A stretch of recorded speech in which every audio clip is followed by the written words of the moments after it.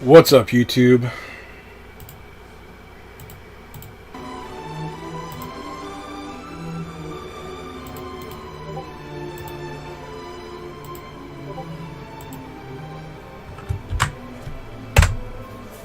Alright. Oh, I should probably turn my game back on. What am I gonna do? There we are. Alrighty.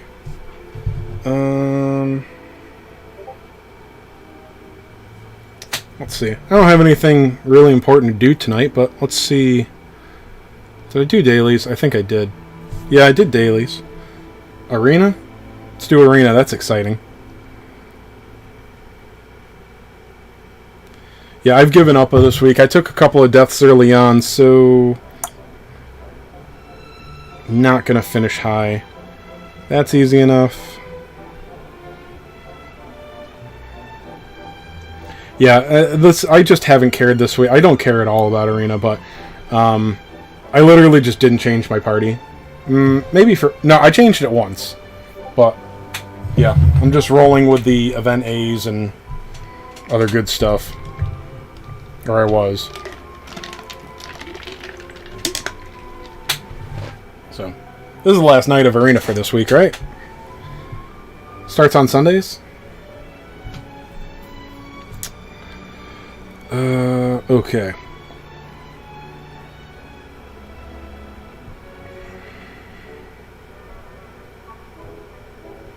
Put you there, you there. This should work. Honestly, this is gonna win on auto. These guys are weak. But bam!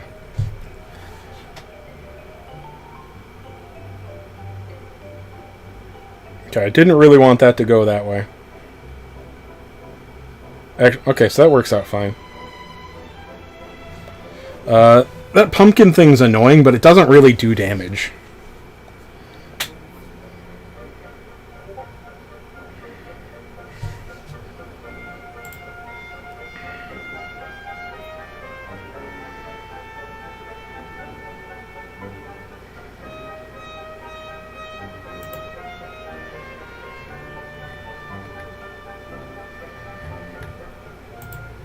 Alright, I won.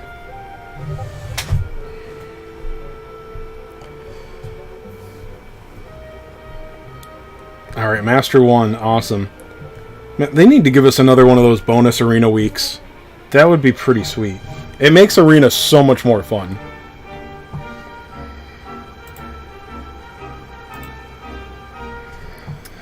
Alright, what do we got here? What's up, Ninja?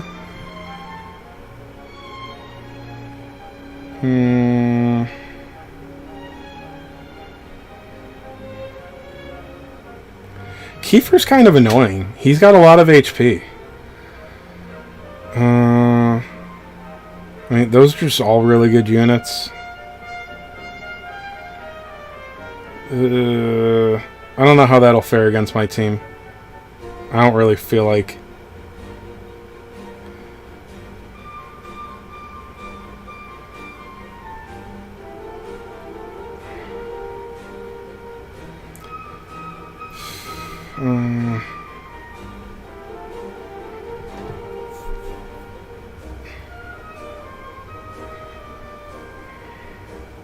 Is there an easy one?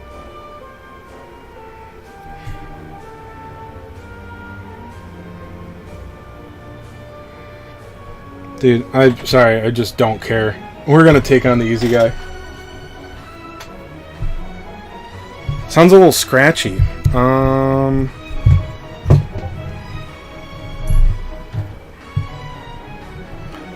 me see. I'll have to play with that later.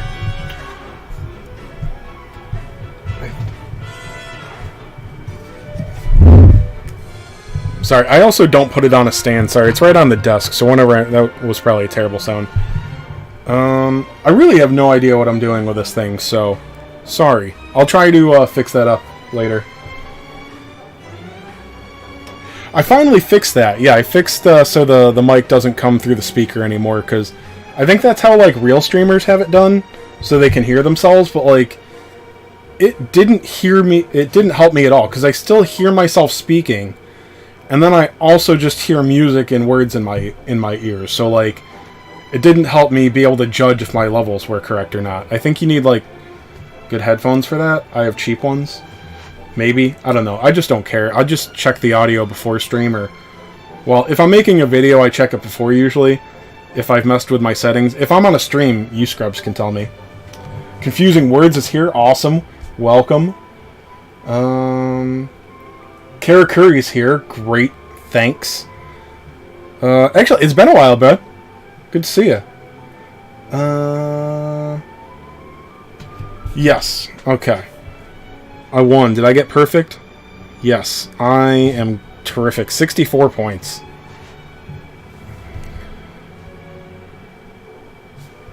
You moved to a new place? That's awesome, dude.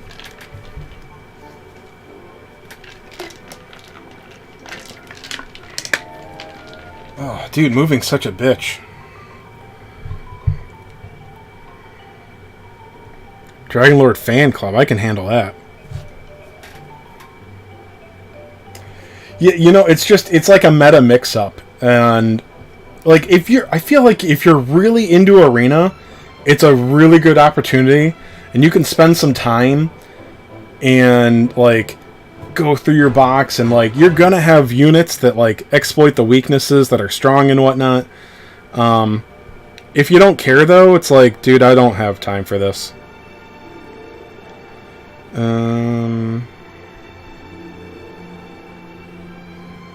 Whatever, this should be fine.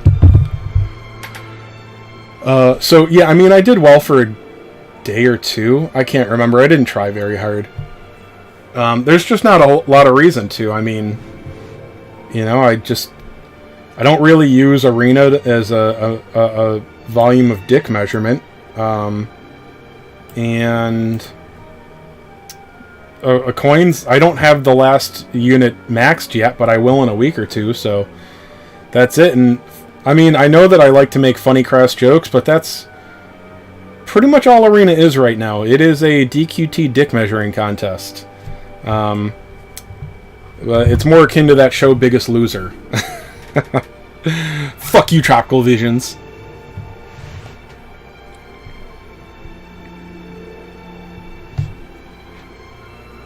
Yeah, but, you know, I muttered this, like, before anybody tuned in, like, you know, those weeks where they give us, like, little bonuses on the rank up levels or whatever, those help so much. Right now, if I play Arena, it is for the completion bonuses.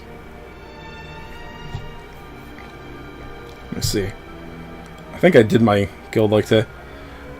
What's the guild looking like? Wingen's going... Ninja, you're going nuts. Gonzi's pumping out. Ninja, did you, like, use all of your stam?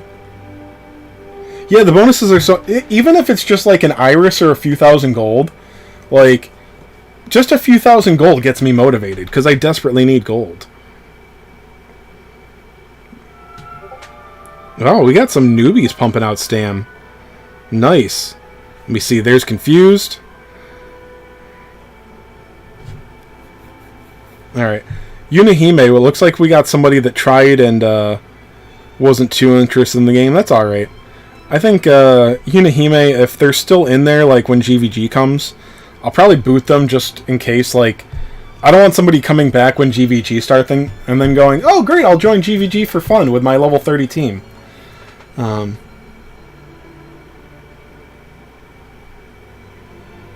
You got more stam to buy. You got 500,000 gold right now? Dude, I have, I just cut it off. For those of you who don't know, like, hey, the top of your screen is cut off. I know, because I don't want the, like, important part of my screen to be, like, 2 inches wide. But, yeah, I have 9,600 gold right now. That's it. Seth, you got 80 stamina items. I've got 76 right now. I've used all my temporary. Let me see. Yeah, I think I was being really stupid. I I was complaining about this in Discord the other day. I only had I had 3 orbs when this event started, or well, like after, I guess. I've gotten every orb available, and I had 3 orbs, which I like saved down to 1 or 2, which for me is a lot of self-control. And then I put 2 into the free-to-play S rank, and I only had 1 left for CGM, which I just literally wasted all of my gems and then some. 45,000 gems. I went to full pity, just going for them on a whim because I thought, hey, I'm Chase fucking Games. Maybe I'll get lucky. That's the thing. I only had 3 orbs, and I spent 2 on the free-to-play version, just not thinking about it. So I used 30 Rainbow Mendini medals, just to, like, I don't know. I didn't want to not be able to level them right now. There's so many things I need to use orbs on. Well, another part of the stupidity was I've already S7'd Hargen. Where's Hargen? S7, S8. I put 1 orb into Canic. Dude, I put an orb into DKO like months ago, just being an idiot, because we were at a bit of a lull, and I was like, I've got plenty of orbs. Let's put 1 on DKO, because he just got an awakening. Alright, I can't even see my dude. Where is he? Is he already...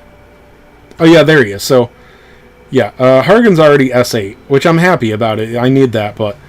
Yeah, I still need 1 more for Canic, and then... If I get lucky on tickets next event, you know, I've got nothing for that. We're not going to get it. By the way, I put out a terribly long video about it, but you remember all the things that really sucked about DQ9? That's Mendini's dream event, except it's going to be shorter. Figs are back. Figs and maps are back. It's exactly the same, but they just call them different things. So, have fun with that. Hargen is going to be amazing when he gets his Blossom. I don't have the S8 yet. I do have a buttload of crystals right now. I got no gold. Well, a buttload. Okay, so I've got... I think I just finished buying the last of the crystals from the Heat event. So I've got 21 crystals right now. They'll go fast. But, you know, that requires like 100,000 gold, and I don't have that. Let me see.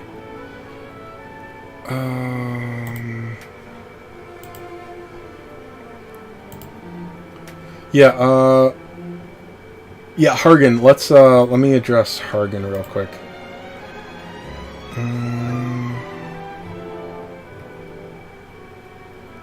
Okay. So, say he's Awakening 1. He's getting a Blossom. It's actually... His Blossom's going to be on October. Most likely. You know, I've been overestimating. My boss ranks are only around level 30, so I'll put it there for family rank. Besides what he already has, which is he's got a single target Zam spell and an AoE bang type that rarely curses, very rarely curses. So not great, but I mean, you know, 2 elements, it's always decent. He already has Dark Robe, so 20% damage reduction. 1145 HP is actually really good for a caster. Good agility. See, he's got 462 agility. That's amazing for a caster. But his new ability that he gets with the Talent Blossoming, heavy Zam spell damage to all enemies within range. So this is... God, I forgot how broke this... Okay, so he's still only movement 2, but he's got the same range as Archdemon. So instead of Bang, it's Zam, which is... much. I mean, there's a lot of good things that are weak to Bang. There's also a lot of things that are resistant. And also, there's everything has a Bang spell already. So, Zam is still relatively rare. So, it's got that. Occasionally curses. As a rider, occasionally curse is good. Okay, it's better than nothing. It's a really bad status condition, but if it's just going to get thrown on as a bonus, that's awesome. And then it creates a Madness Square that deals 500 damage. With an effect range for 2 turns. So it leaves 500 damage tiles for 2 turns in a 6 square area. It does affect friends and enemy, but you're putting that in enemy territory. Yeah, this is Hargens Blossom. Okay. That's not the end of the brokenness, guys. That's not the end, okay? You're like, Chase Games, how the fuck can he get more awesome? Okay? Here he has Dark Robes, he has an amazing damage spell of unneeded damage type, great HP, great agility, you know, all that, damage squares, 500 damage tiles, that's ridiculous. It's gonna add, it's gonna make Bind a lot stronger. Let me see, his, let me see, First Awakening, Spell Tricks, okay. This is an old unit, so 3rd and 5th Awakening are just a little bit more potency. They do update it, I did not know, it wasn't obvious at first. They do add the new ability, the talent tree skill into the Awakening. So when you get 3rd and 5th Awakening, it will increase the power of your talent skills. Okay, so he's going to get more HP, of course. That's already reflected up there in the stats. Raises curse success rate by 10%, so this occasionally curses 50%. So that's guaranteed on units weak to curse. Devotion to Destruction recovers 50% of max HP when HP drops below 50%. That's amazing, right? Sorry, my face is in the way. Activates up to 2 times per battle. You're like, oh, but he's a caster, he has weak HP. No, idiot, I told you. He has 1145 HP. Remember, in Arena, that's increased by 30%, so... 300, you know, this is, like, that's about 1500 HP that he's rolling in, with no agility, or, sorry, with no HP equipment. He's gonna have 1500 HP, so, you know, there's not a whole lot in Arena that deals 1500 damage. So, you deal 800 damage to this guy, and then he just heals back to full. Like, twice. It's gonna be so hard to take this guy down, because he does have Dark Robes. I don't really like Dark Robes. Okay, it really feels like nothing. But when you have Dark Robes and a heal, so not only does he have good HP, he also has Dark Robes. It's fucking sick. And then, yeah, he's weak to Whoosh and Zap. So, I mean, there's some really good Zap stuff right now, but it's not super common. Nothing relevant is doing Whoosh yet. Jamiris will be out by then, but Jamiris is basically Whales only. Whales and PvP, like, you know, fanboys. Resisting Crack and Resisting Bang is good. Crack, that's a terrible resistance right now. But he's not weak to Frizz or Sizz. There's a little bit of good Sizz out right now, so just not being weak to Frizz is a good thing, honestly. So, yeah, he's gonna be sick. What am I missing here? Sorry. Oh, hey, Seth, enjoy the... You're already gone, okay? Enjoy the Dragon Ball movie. Oh, confusing words. Sorry, it's been like 20 minutes since I looked at chat. I just finished being an over-the-road truck driver, and it's for suckers. Like, long story short, you only get paid for driving, and you have to do a lot more than driving. You get fucked constantly. Also, you live like an animal. So the only thing worse than living like an animal in a truck is living like an animal in a truck and not being paid for it.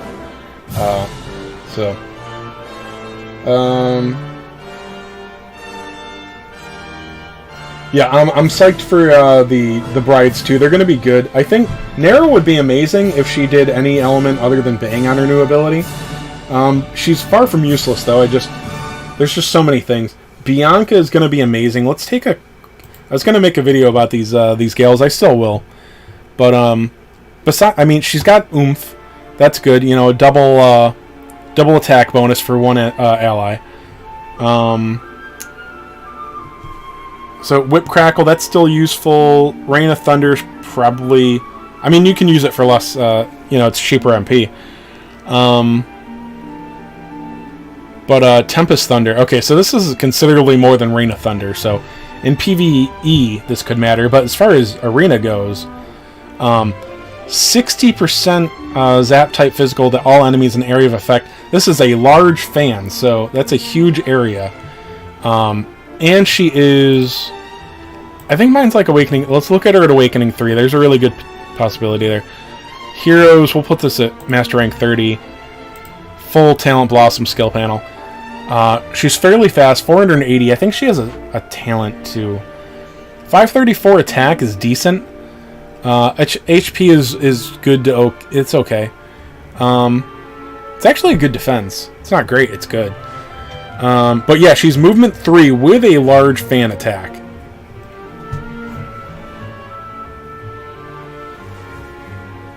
Oh, James Blanco, good to see you again, buddy.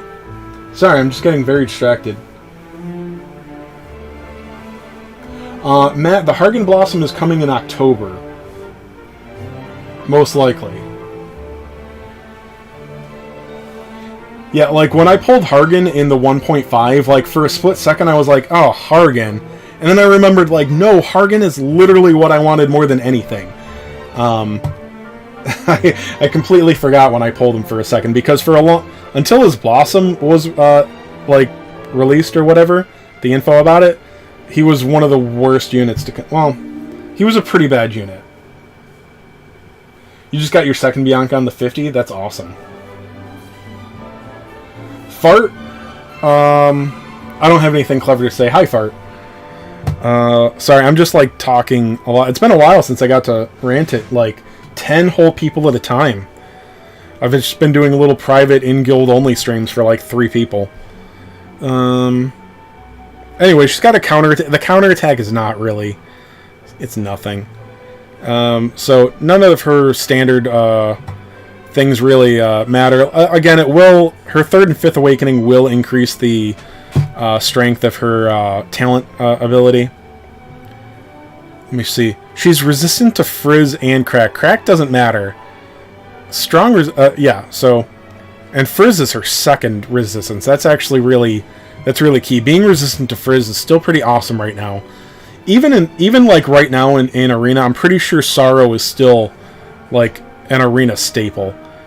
Weak to Whoosh and Zam, that's actually amazing. Unless Jamiris ends up being like way big, which I still think he's like Arena enthusiast and whale only. I don't think normal players should be going for Jamiris. Whoosh and Zam is just not out in Arena right now. Not for a while. So those are fantastic. And, you know, I mean, Great Dragon isn't a huge threat anymore, but he is very fast. I don't think she'll outspeed him, but, you know, she can go get right in his face and not really care about his Crack Breath, especially at 4th Awakening. Anyway, she has one more, like, the AoE is amazing enough. Let me see. She's got... Whenever she makes an attack, very rarely binds.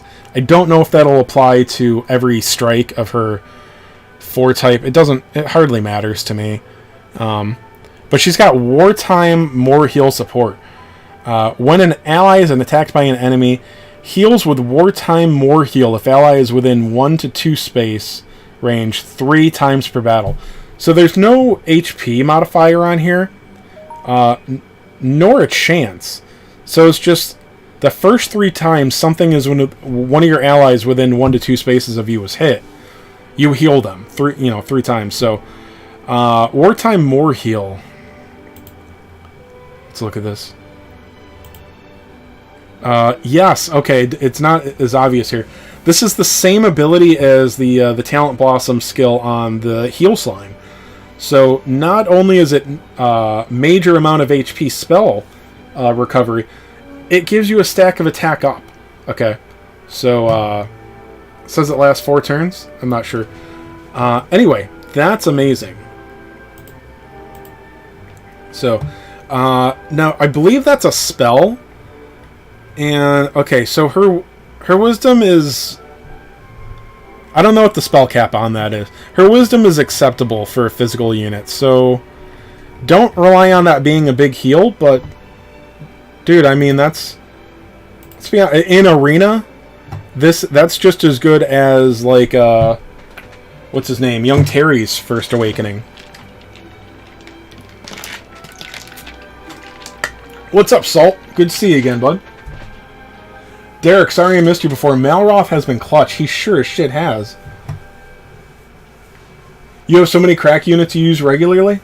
Yeah, I mean, for me, I haven't even S8'd my Great Dragon yet. That's not it. Oh, phone went off.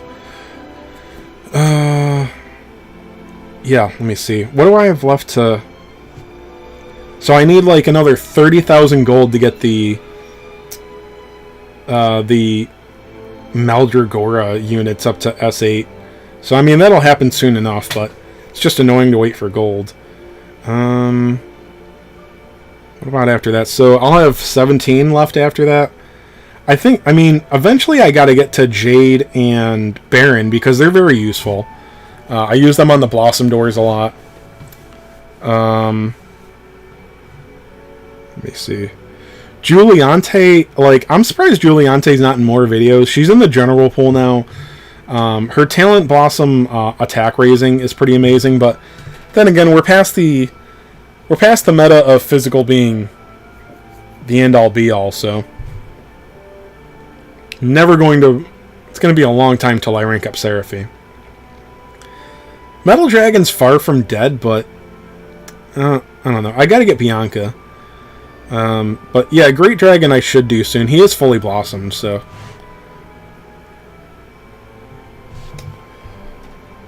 The friendship grind. I'm happy with it. So I'm willing to use fuck gems for stamina. I have no gems now because I was an idiot last week and I summoned for Meldragora because I thought I'm Chase fucking Games and I'll just get him in like 2 or 3 multis. Whoops. I know that I say not to do this, but like, let's have some fun. I'm a streamer. Because I was doing it like with my just people in the Discord, and dude, I had to go to pity. Like, it fucking wrecked me. So anyway, yeah, I'm not spending any gems on refreshes, but I've got like 70 herbs. Anyway, I'm close enough that I'm just going to use mostly natural stam. So 28 here, 30 on her. Yeah, I need like 17 more there, so...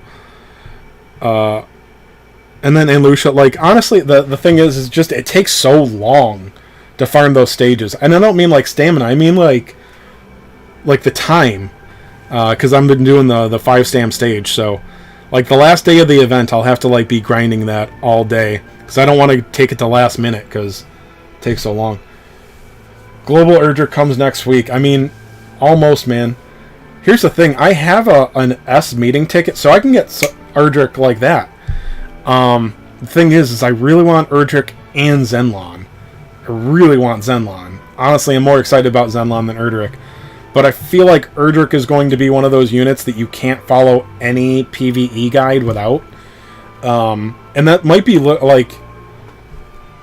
Yeah, I mean, there's going to be so many guides I couldn't follow. Which, really, I'm not exaggerating, like, that matters. Because I don't figure shit out for myself. So I've got to get Erdrick. So basically, I need to like pray that I get Erdrick or Zenlon with tickets, or maybe I'll be doing paid pulls again by then. Yeah. Oh god, we're excited tonight. Yeah, no, Baron's great. I got to get him to 8.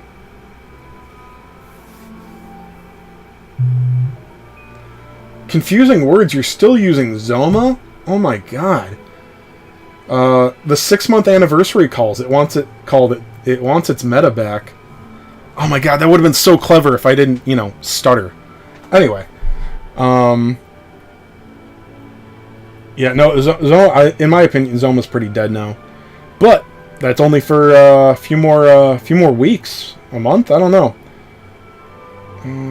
Juliante is your most used unit. Came through it. Yeah, she's great for Sorrow. I only just got the Second Awakening on my Juliante, so she doesn't have that kind of power. But let me see.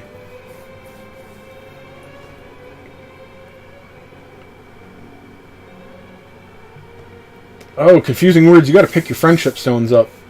Yeah, because Mal, you really want that Last Awakening on her. I think she's pretty useful. Derek, very funny on the lottery tickets. I'm not sure. I'll probably... There's a theory that we should just pick whatever JP got. So, I'm going to make sure that at least one of my tickets is the first thing that they pulled on the JP lottery. Because there's a really good chance that global localization is so fucking lazy that they will just use the same polls again. And I think we all know that that is an incredibly real possibility. But they also hate us, so if that one doesn't work, then I wouldn't pick any of the other ones. They will probably avoid the other picks then. Yeah, my World Breaker, mine's only at, my World Breaker's only at, like, 3 Awakening. That one I'm not worried about. I'm gonna do, like, I'm gonna get Friendship Stones done, and then, I'll work on World Breaker, because I'm using skip tickets for that. Yeah, Zoma is gonna be awesome after the Blossom. Dude, Salt Farmer, Erdrick is going to cost like 400,000 to 500,000 gold, so be ready for that, guys. He's got 5 abilities, 2 or 3 A's, and then an S rank. I can guarantee, I'm positive that an S rank is going to be more expensive. The talent tree is going to cost about 100,000 gold. And then it costs 44,000 gold to rank up a unit. So his 5 abilities, let's say that costs you, like, yeah, that's going to cost you 200,000 to 300,000 for those abilities, depending on your luck. You don't have to get all of them to 10, but, you know, the Awakening is 44,000, I think. And then, yeah, the talent panel is going to cost about 100,000, so enjoy.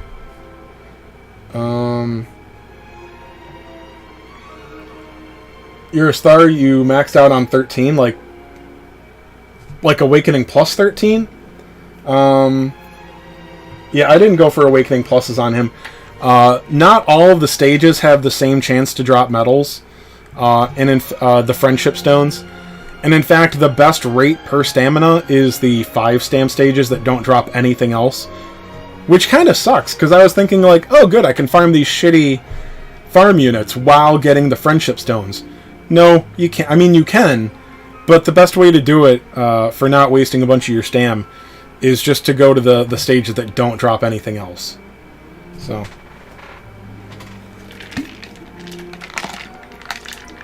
No, Derek, that's the thing where you run for stamina. It's actually better to farm stage 5 on Dream. What do they call it? The one with Hussar medals, you farm on 7. The one with Mal medals, you farm on 5.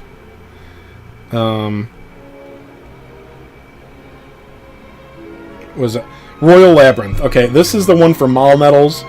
You can see they talked about this on the Reddit and stuff. This is actually the best stage. It only drops Mal medals, but it's you know, the 15 has a higher drop rate, but it's not 3 times higher. So, you do have a chance for a double drop on this too. It's relatively low. But yeah, you get... And it's not guaranteed. You will get runs where that doesn't drop a medal. It's guaranteed on 15. But it works out to be a better value to farm 5.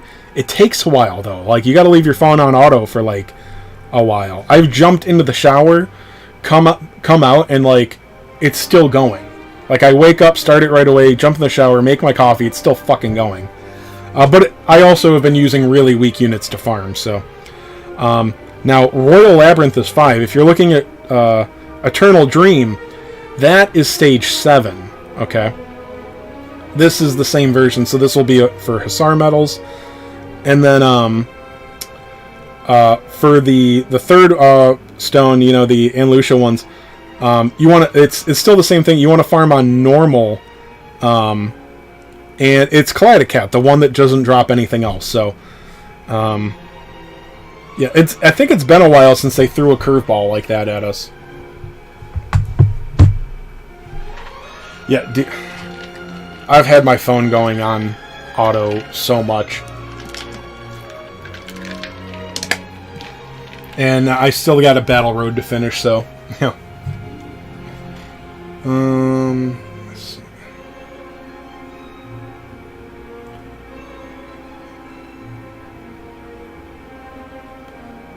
Oh, okay, yeah, level 13 for Hussar is the best rate to get him.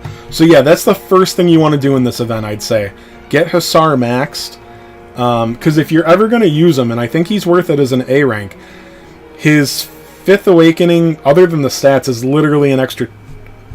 what is it, 20%? Whatever tension is. You start battle with a stack of tension, so that's a pretty important one. Let me see what I have to do. I could do... So I haven't done any of my blossoms yet. My blossom doors, but honestly, I literally follow a step guide by guide. It's kind of embarrassing to do it on air, because I will literally just keep pausing it constantly and doing exactly what they do. Unless sometimes it messes up when I'm when I think it's pretty much a sure thing, then I'll figure it out on my own, which is... I really don't have much more strategy than the AI uses on auto, so not gonna bother. What is 36, though? I'm also gonna throw a temper tantrum when I do 36, so... I don't know, you guys want to see a temper tantrum?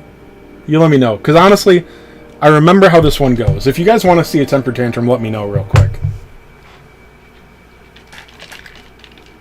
Oh, confusing words, you're not used to this. There's a lot of RNG to this one, even with the right strategy, and I will get pissed off.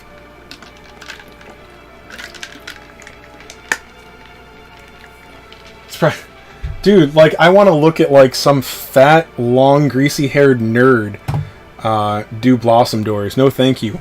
I will listen to the, I'll watch the recordings with no audio. Thank you. So, I appreciate the hell out of all the guide makers, but, God, I wish there was notes or audio.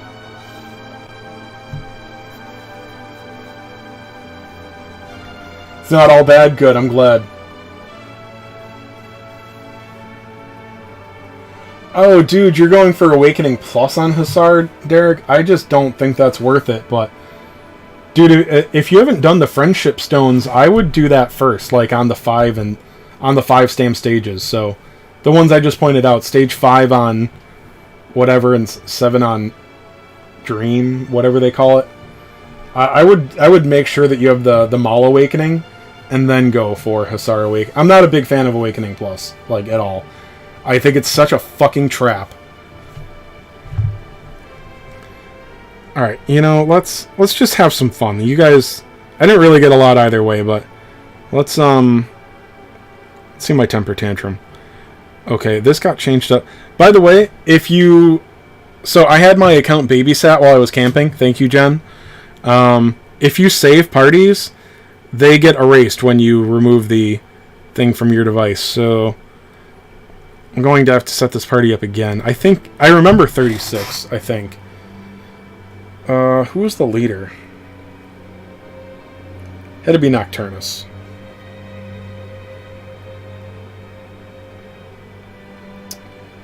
And then Jade.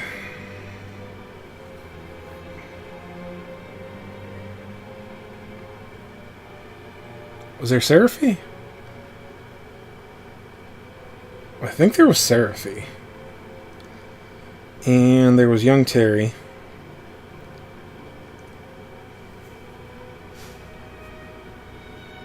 Yeah, this stream's been too positive. You're right. I'm a little sick of it. Fallen Angel. Okay.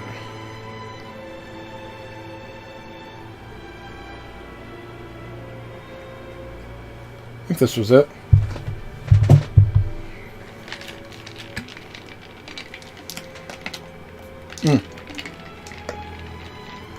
How far have you made it, confusing words? Because I'll tell, the further you go in the the blossoming doors do not get exponentially harder. Once you get past 25, you're good for a while. They kind of repeat themselves, and they don't. There's 5 or 6 different stages, and basically they'll add a new enemy in. They'll raise the HP levels a little bit, the damage a little bit, but honestly, there's a lot of different guides out, so if you have most of the meta units, it's really not too bad.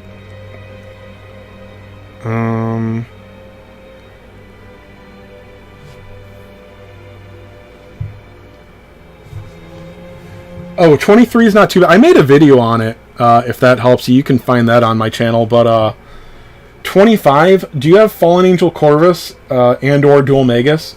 They will help you a lot there. I made a video for that one too. But yeah, 25 is the wall. It just needs a little bit of patience. I also saw one strategy that just relied on tricking the AI, getting them to get hung up on the stage debris or whatever. Do you have FAC Awakened? If he's awakened, you can do it really easily. In fact, well, that's what I'm doing now. Just look what I do.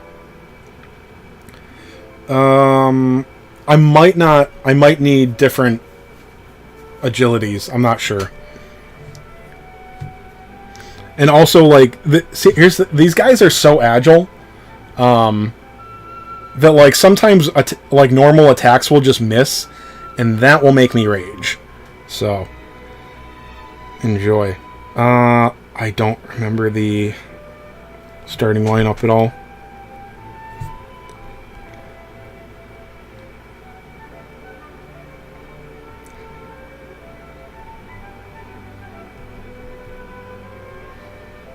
We'll try this.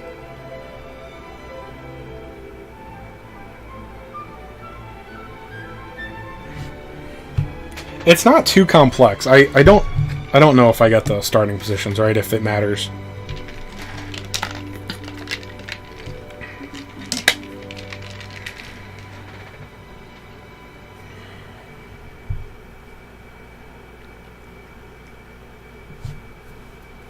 '23 is pretty easy. Here's the you bring a cover tank, and then it helps if the units you bring have you'll need type neutral and or whoosh attacks.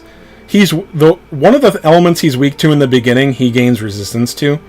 But I know, like, Lionheart, Dragwar, like Lionheart or Dragwar, I think are good.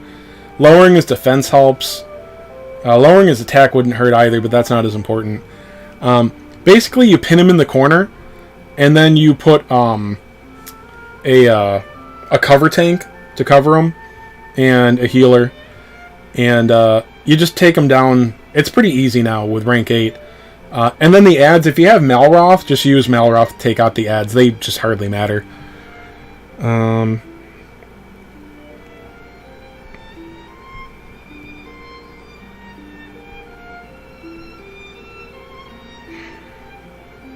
Okay, there we go.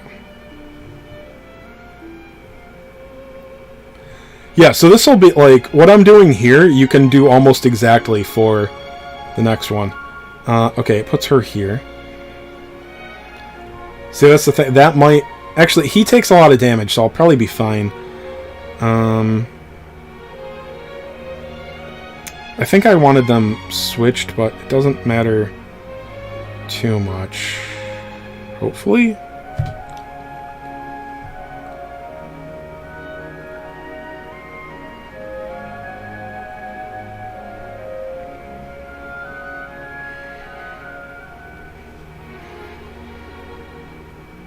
See, like, that helps, but, like, if I miss an attack, that's gonna screw it up.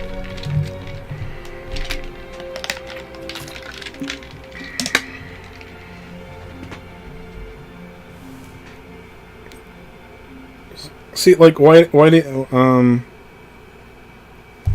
hell did he do that?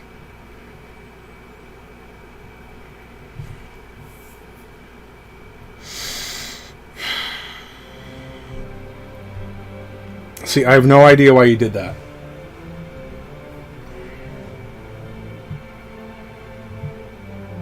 Yeah, so when you're using FAC or Dual Magus, it's literally all about AI manipulation. And this is what I start raging about, is people will say, like, oh, you just do this or you just do that. But, like, sometimes the HP values and defense values on every single one of your units will matter, like, infinitely. So, okay, it's probably, she had too much HP. That's it. We'll put that on her.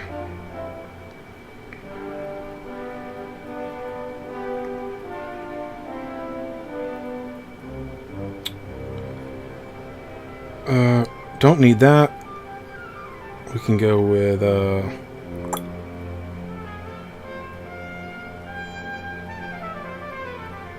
it's a new one, right? Oh, that's it. Yeah, that's probably okay. How do I use the Mendini lottery tickets? I'm not too sure on that myself. Sorry, man. Somebody will probably make a Reddit post about it soon.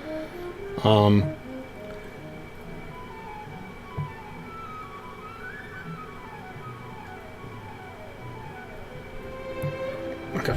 I think I want to switch Seraphi and Terry.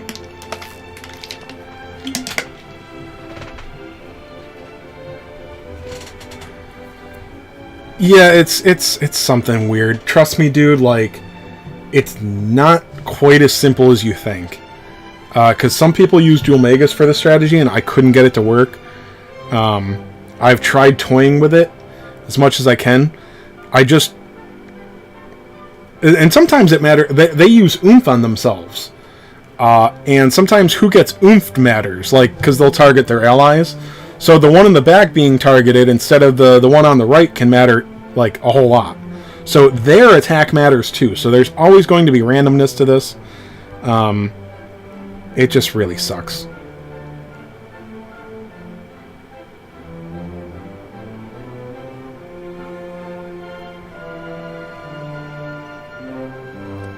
I think I want to leave them back. I forget. See how they're using oomph? I don't know if that turn 1/1 is always the same, but yeah, it matters. So they can oomph different targets. That's not preset.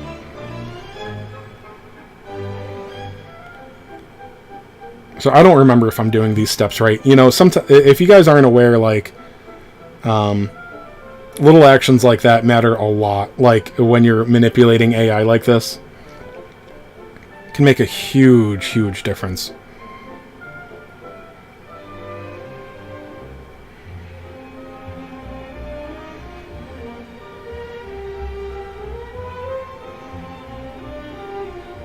I probably moved I shouldn't have moved Seraphi up, I think.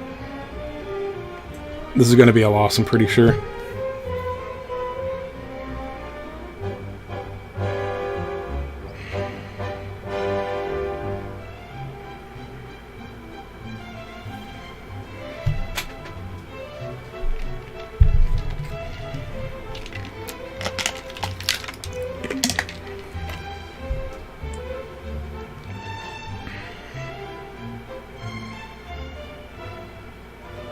I think the left one's going to come down and kill Seraphi and Terry.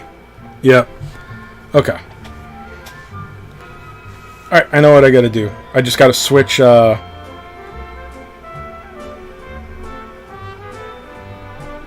got to switch, Nocturnus and Seraphi.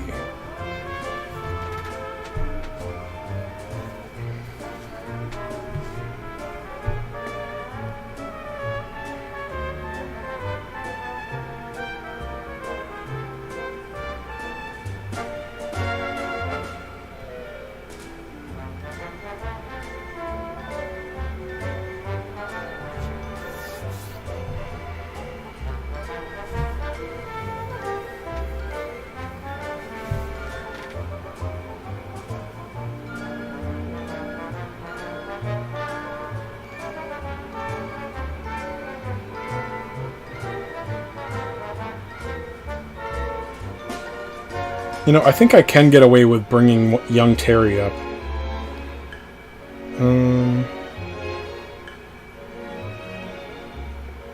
Let's see, Nocturnus is going to be... Yeah, I just want her to sit right there.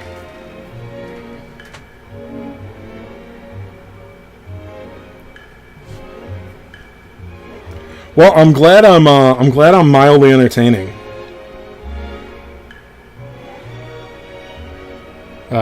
I really, you know, this is a high effort production for me here, so.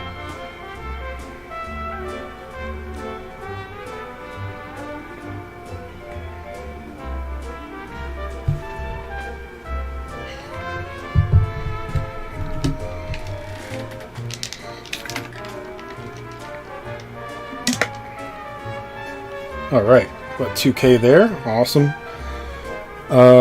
So, yeah, I think I was stammering about this before. Like, missing one of those hits can be, like, that'll be the run. So that's what makes me rage. Is, like, first of all, their AI is not as predictable as everybody tries to claim it is. It's not, like, just this, just that. And then, like, on turn 3, when they're all just about dead, I just miss one of my normal hits. And that's when I throw temper tantrums. Okay, see, that's... Why the fuck is that not... Ugh. You know what? Okay, now I remember. I probably have to put more HP on Terry. So he doesn't need any MP anyway, so I'll just put as much HP and defense as I can on Terry. And that should be good.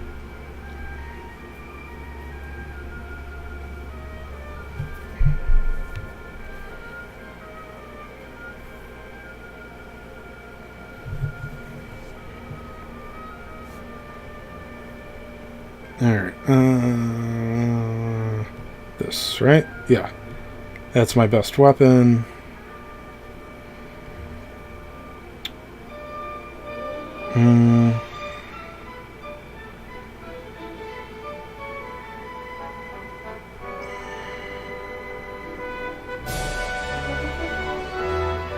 I think I want to put...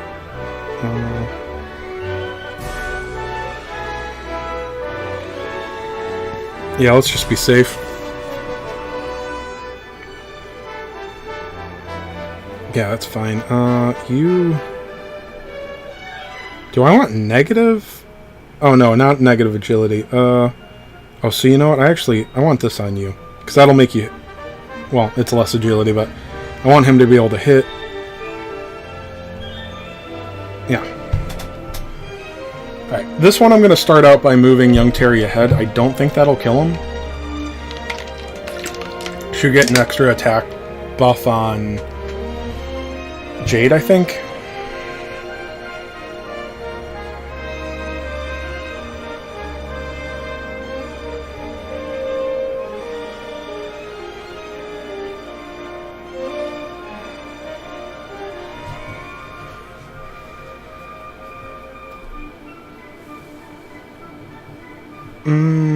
That might have killed me. Okay. I forgot that they had... I thought it was only range 2. Alright, so I'll still give this run a shot. And him losing HP might have been the deal breaker.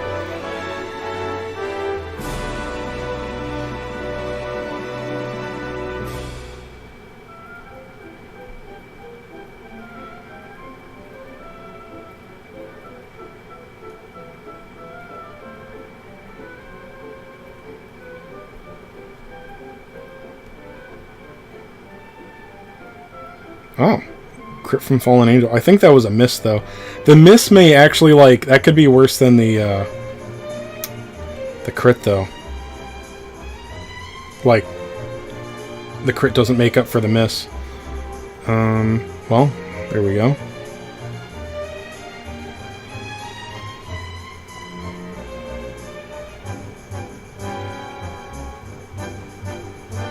See, that's, why is it doing that?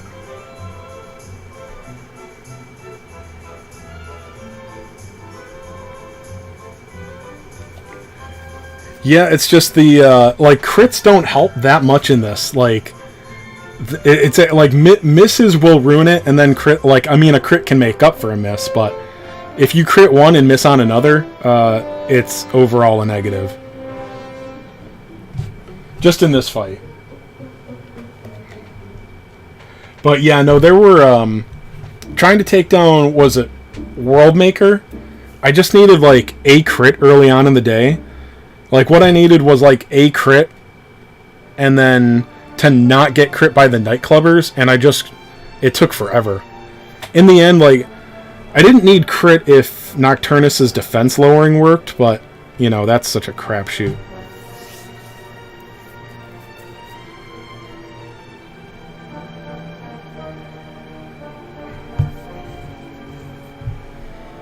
Alright, let's see if it works this time.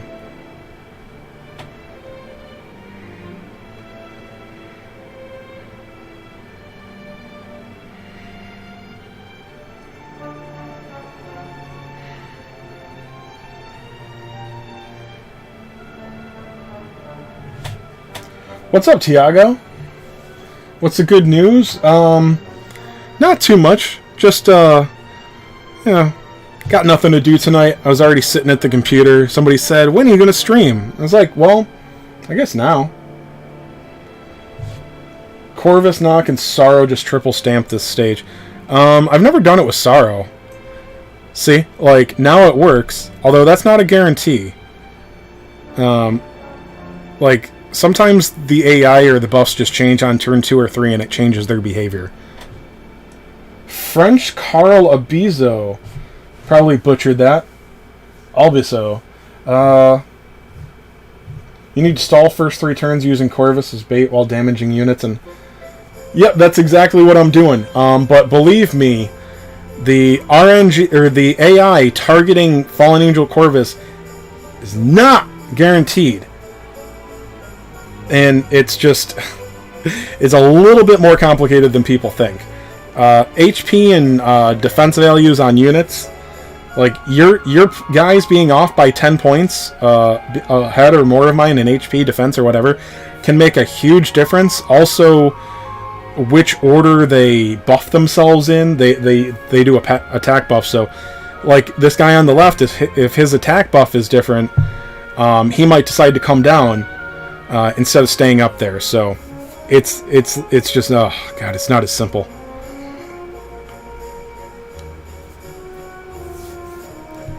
But anyway, round 1 has gone well so far. Maybe I just crit here and kill everything. Nope, see, we missed. So that sucks. Okay.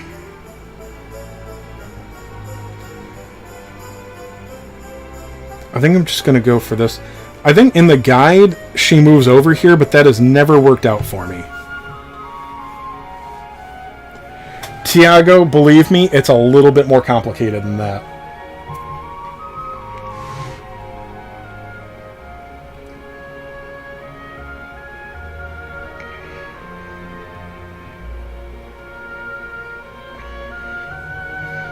Oh, I forgot that move decreased defense.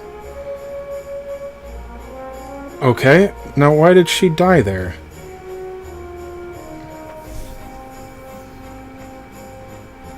Okay, so I gotta get HP on... Okay. I remember that now. I need defense, or I need HP on her as well.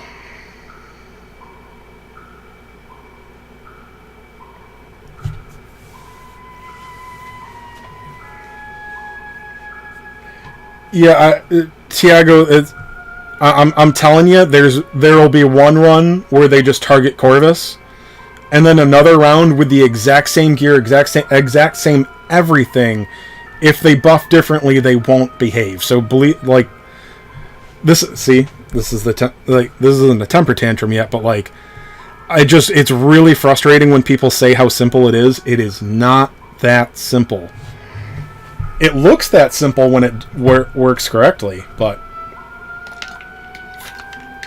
you've got differing you've got variable attack stats, attack values here too. So, that's already like decent HP. Yeah, there's a lot of luck here.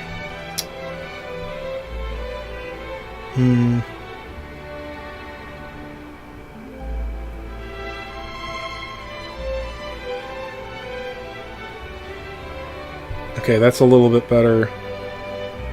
And probably have to go for the Okeanos sword. That's not there. Yeah, it's like another 175, so we'll do that. Could get the follow-up attack.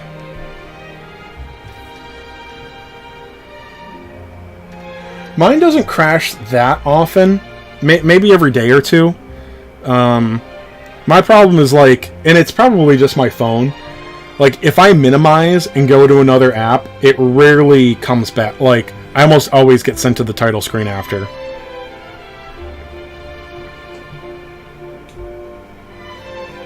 Thanks for the luck confusing words.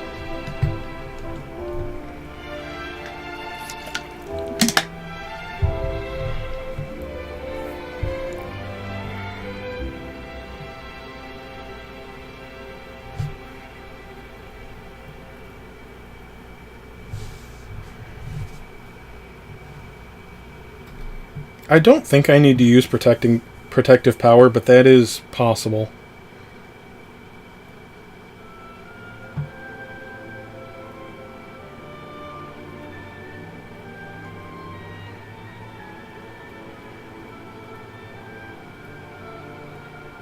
What's up, Pack? Yeah, dude, well, I'm not following the video step by step, so I think I've forgotten a couple of little things. But as I've been explaining to everybody, there is definitely RNG on this stage. So the simple little rules to follow are not one size fits all. Yeah, there's I mean, agility, sure, that can do it too, I'm sure. I finally made it through a round, and then I forgot that I need to have Jade's HP high enough to survive Nightclubber when he attacks. Dude, there's so many things, and then just the order that the Royal Reptiles buff themselves in, that matters too, so there's a lot.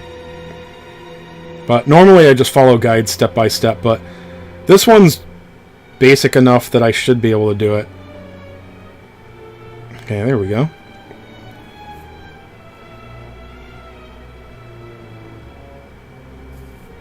Dude, a Max Awakened Corvus would be nice for this. Although, it's too bad that I can't use Fallen Angel more than once. Which one's higher? I think... Oh, they're the same. What is this one?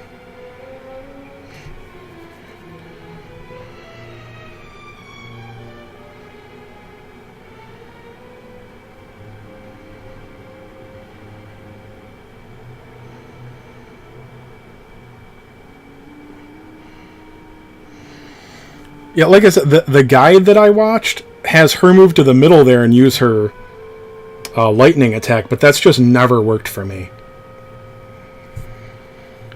And now her HP should be low enough that they don't care about her.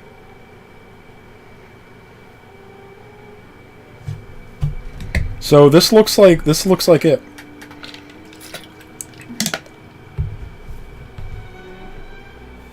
There we go.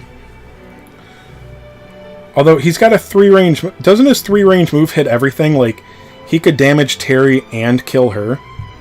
I don't know. Alright, so this is where I guarantee a temper tantrum is going to happen, because this is where I miss a shot.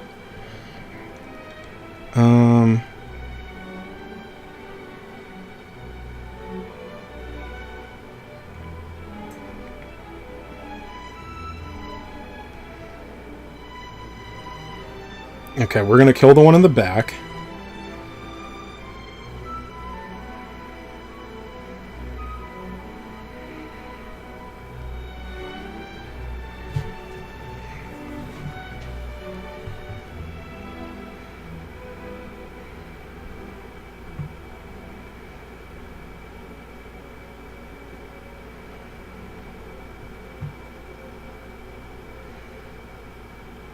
I think that...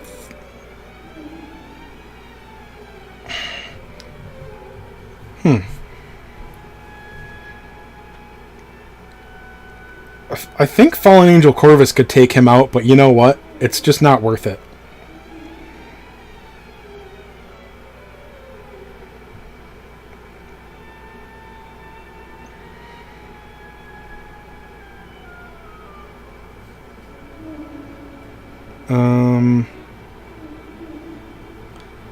This is also, like... I'm going to use this just for the defense lowering. How many? Yeah, we got 2 defense lowers on that. I think that's better than the Fallen Angel blow. Thank you. Finally. So that wasn't too bad. Last month, like, following the guide step by step was much more annoying.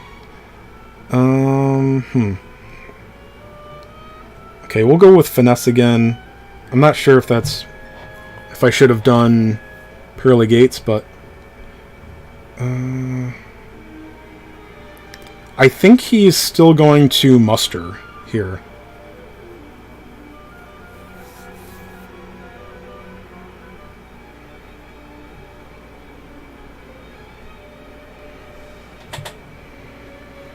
Worst stage is 38. I don't remember what 38 is. That one probably frustrated me too, though, because scrub.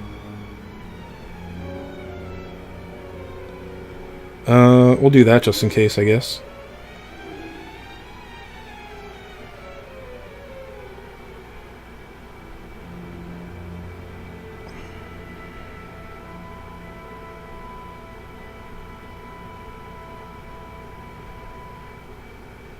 That's not where I wanted to go. Okay, yeah, he ooms himself, so yeah, we're good.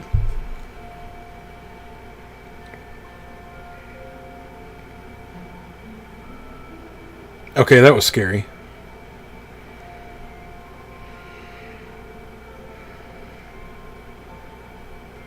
Okay, so they still like double finesse there. That's weird. I'm surprised by how often that's the stronger move.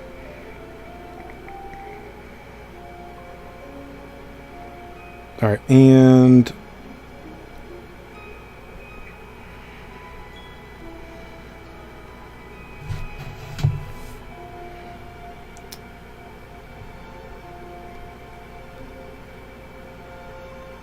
Eh.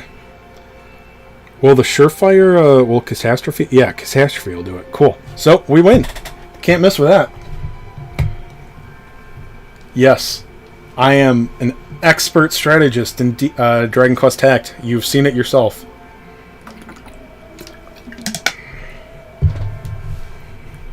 I'm the coolest kid in school now.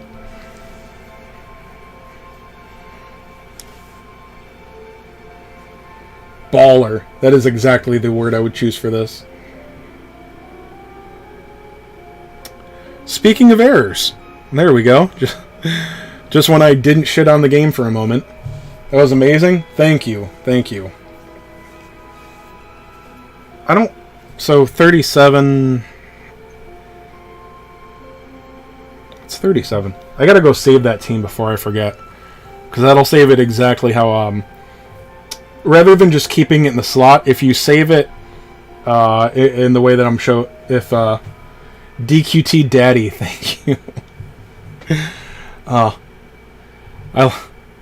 I appreciate the people that still blow my ego up. It is unnecessary, but very appreciated.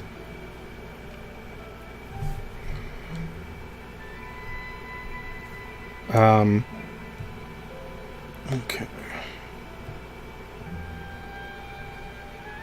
So, if you go to edit, and I mean, this has been around for a while, or ever, I'm not sure. If you go to copy party and save it,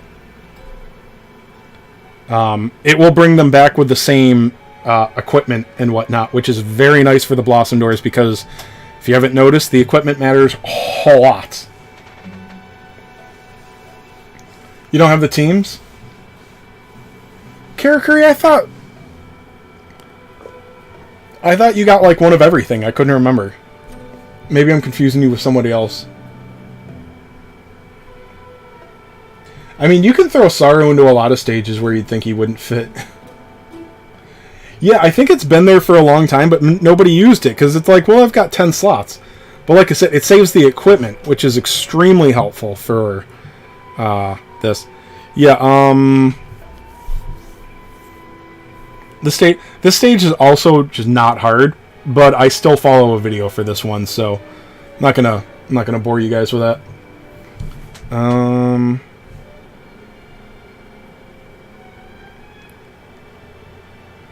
So let me do something else super boring. Let's farm friendship stones, and I'll pay attention to the chat for a minute. And we can look at anybody have a Blossom unit that's upcoming that they want to look at that we can talk about? Your choice, guys. Very exciting. Live chase games analysis of future Blossom units, including the DQ5 Brides and the DQ2 units are all coming just after that. Royal Weapon, that's what we want.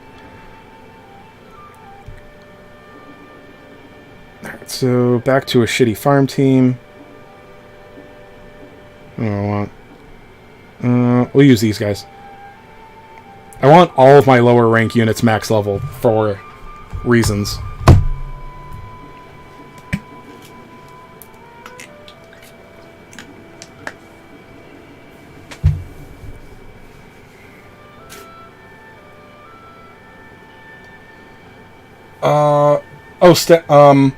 The way I handle 37 is, I think I stole this from... Most of my strats I stole from True Jeff Gaming. Look, I mean, sub to him on YouTube. His videos are terrific. Because he's not a whale.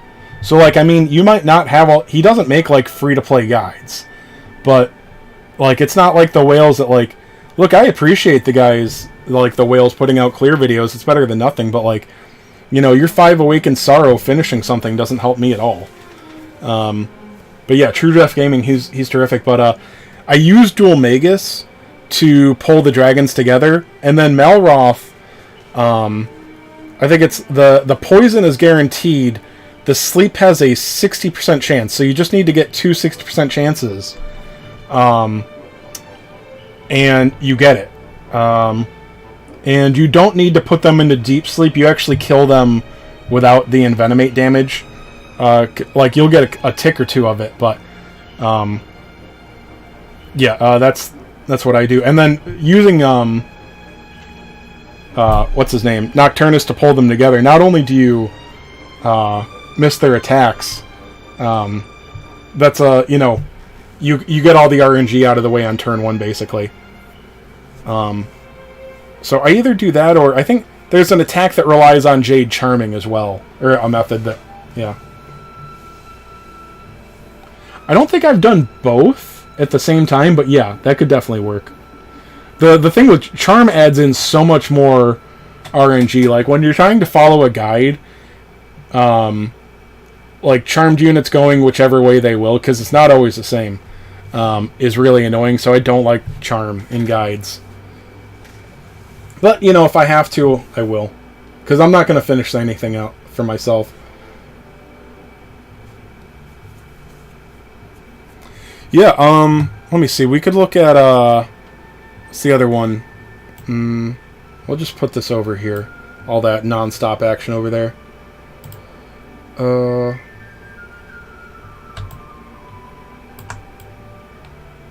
Whatever. Deborah. Okay, so some people, some of the JP guides and whatnot, they like Deborah. So, let's put this at 30 family rank again. We'll put her at Awakening 3. I feel like that's fair. She's got just under 1200 HP. That's fairly good. 420 defense. Alright, shut up, guys. 420. We're nerds. We're not stoners, okay? 420 defense. 450 agility is fairly good. Yeah, so that's a good attack. It's actually a really good attack. Yeah, that's a fantastic attack. And it's a really good defense. Again, defense often doesn't matter, but better to have it and not need it. So Fire Twirl, that's a 280% radius 1 attack, so that's already pretty good. She's only movement 3 though. Which is just not good enough in Arena a lot of the time, but this is still going to be a useful attack. Smoldering Thrust will let her do some damage to an enemy 2 spaces ahead. But yeah, she gets Lioness Claw. Deals 85% potency physical damage to all enemies in area of effect. 3 times. Okay, 3 times, so... That's only... It's only 255% potency? Rarely lowers agility, so that could happen 3 times, but it's only a 20% chance. I mean, it's... Typeless can be good sometimes. It's fan, but, like, that's pretty weak. What am I missing? Is there something I'm...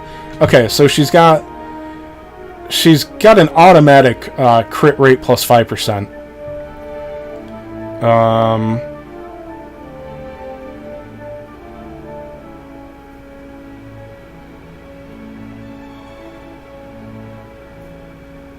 That's it for crit in her original kit. Resisting Frizz is good. Resisting Zap is good. Weak to Whoosh and Bang is actually... It's actually pretty good. Weak to Whoosh is good. Bang is...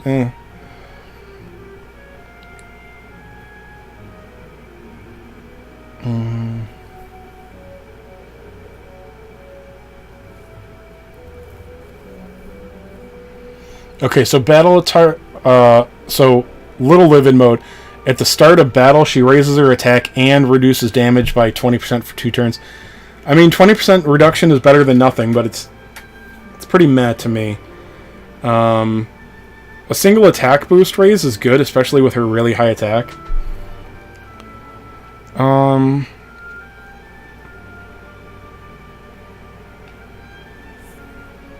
is... When own ability boosts own HP to 1 or over, triggers muster extra strength. Is it going to tell us what that is? Okay, so she gets a double physical potency buff when she heals herself. But she's a hero, so you can't teach her a scroll. It's like a one-time only for Livid mode. Livid mode, for those that don't remember, I've never used this ability. Heals a major amount of HP for the user. Greatly raises move, so she'll be move 5, I think. So double attack buff, and reduces damage by 40% for 1 turn. So keep in mind, this is going to take an action, and it doesn't activate until turn 2. So she's not going to get this big attack buff until turn 3. In Arena, that's... Who cares? Maybe GVG, but I don't know if the AI would ever use her properly. Because it probably would just go for damage instead of healing herself. I mean, you could see Lioness Claw being good in Arena, but it's just not even close to a good chance for it to activate. I don't understand. Must be something I'm missing, because I don't like her at all. Her stats are good. Is that it? Just her stats are really good? I mean, if you need Sizz physical, and range is not a huge issue, she's fantastic. Sizz Rhinocerex, yeah. I don't know. Well, I mean, you have 3 rares or 1... So 3 chances at 20%, or 1 chance at 40%. They're probably similar.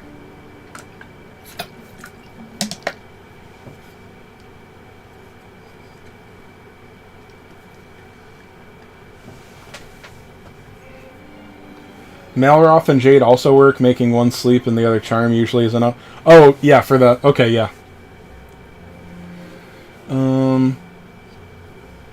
So, anyway, yeah, I just don't know why people rate her highly.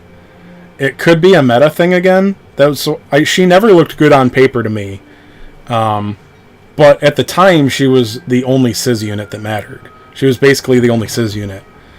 Canic came out, but Canic, they went with the hybrid route, which has just never worked for any unit in this game.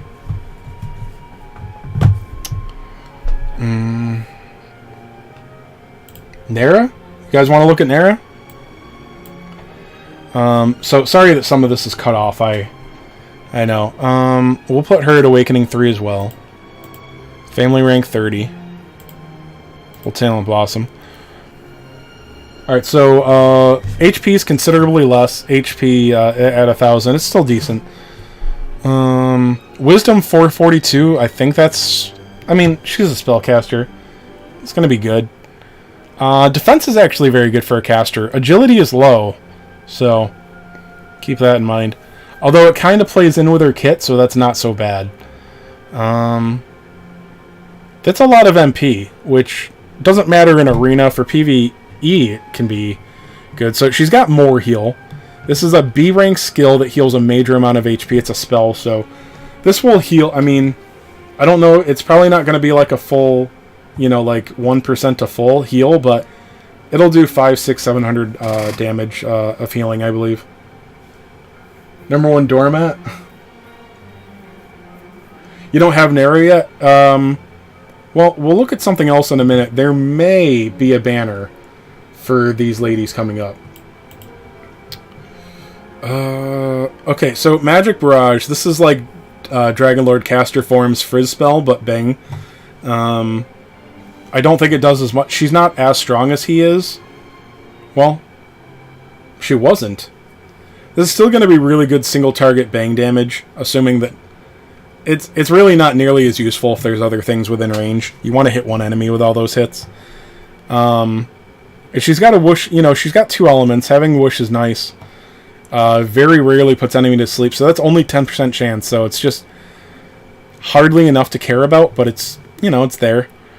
Big Bang is nice, but it's only, you know, it's turn 4, so that just doesn't even enter in the equation for PvP. And then the new ability is Backburst, so this is 3 times, you know, this is like Crackle range, that's how I like to call it. Deals major bang type spell damage to all enemies in the area of effect. Moves backward up to 2 spaces. Now, a lot of people are like, well, that's bad. Well, dude, it's a caster. You don't want her to get hit. So, you know, if you keep, like, if you can keep an enemy stationary, or, like, with the AI, like, if the AI can't attack her, they'll stay back and, like, attack something else. So she can stay out of range of something. And then just next turn, she moves 2 steps forward again and blasts them and puts herself back. Yeah, I mean, you've seen it work on Fairy Girl from Monsters now. Whatever her name was. So this is very useful. The only reason I don't like her is that this is Bang. It's Bang. Everything has a Bang ability right now. I would rather bring Archdemon for 50 points. You know, Hargen is going to have Bang in his kit still when he comes, when he gets blossomed. Squidzilla is fantastic, other than being physical. There's just so many good Bang units. You know, it just, considering her by herself out of the meta, pretty useful, but, yeah. She's got a character, so in PvE, this is really good. She can restore 20% of her max HP, max MP twice. Again, that's just dead in arena. Spell tricks, I mean, it's just spell tricks, just a little, nothing exciting. And then 3rd and 5th Awakening are just going to be potency boosts. Let me see, does she get anything good? She's going to get some HP up. That's already reflected in the stats up above. So all 3 of these, they double the potency of their coup de grace. So in PvE, again, this just does not matter in arena unless you're already getting fucked. This will be twice as strong. That is something, you know. That's a decent perk. So there's the ability. She's got another 15% potency and recovery, which is, again, it's not exciting, but you know, I'll take it. And then she's got a reduces damage by 50% one time for 99 turns. So again, you know, that's a really good talent in arena if she was good. But like, there's so many other things that have, I mean, it's just one talent node perk. But like, I mean, there's so many units that have like a nullification or for 1 hit or 50% off the first 3 hits. Like I said, in regular PvP, in regular arena, that could be good enough. But, I don't know. I think it's a good Blossom, but there are so many amazing Blossoms that you can't really... Yeah. Fairy Girl from DQ9, sir, yes.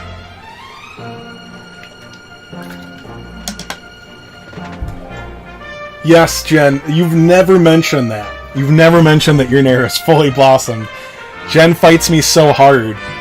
But like, it could be amazing. I'm like, yeah, you're reaching. But no, I'm sure she'll be useful. I would be excited for her if she had anything other than Bang. If that was a whoosh skill, I'd be excited. If it was anything other than whoosh or bang, that'd be amazing. That'd be a triple element unit. I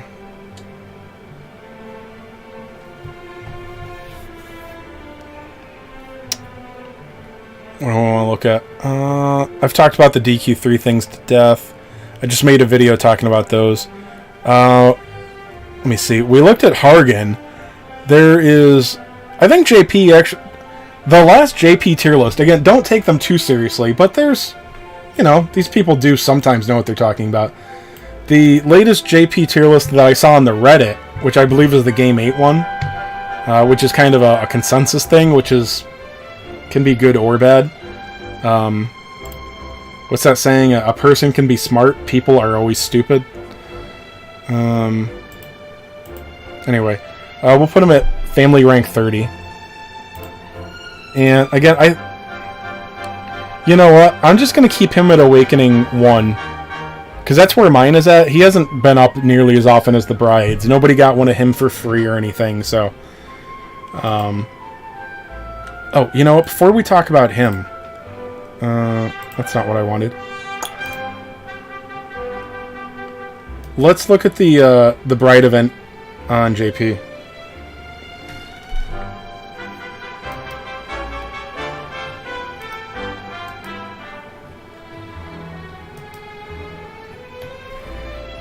Yeah, it should be... Oh...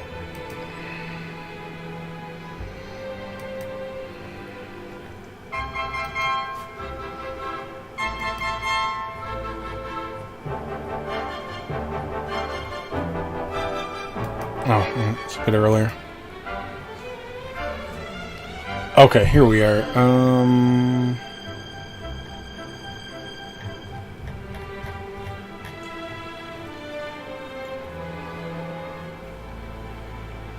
Dude, yeah, I don't have that problem. I'm lucky, I guess.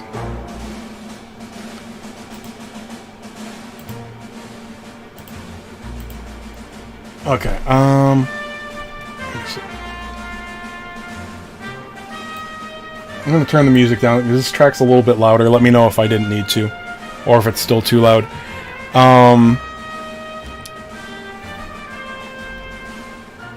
Okay, so these seem to be... I think there's a... With the DQ 5 Brides coming back and getting Blossom being added to Reminiscence came with this. So these were just daily login rewards, I believe. Or a quest that appears every day. There's really not much point in complaining anymore, especially since the rest of the community is a bunch of fucking dipshits and has proved to Square Enix that they only throw temper tantrums that don't need to be interceded with. But this is another thing to watch out for. We'll probably get fucked. This is the same thing. They're advertising the hell... Yeah, okay. Well, it happens every day, so...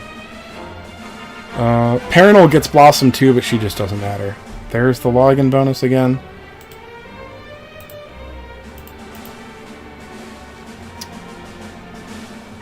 Okay, so they don't put them on a banner like all together or anything, which might be worthwhile.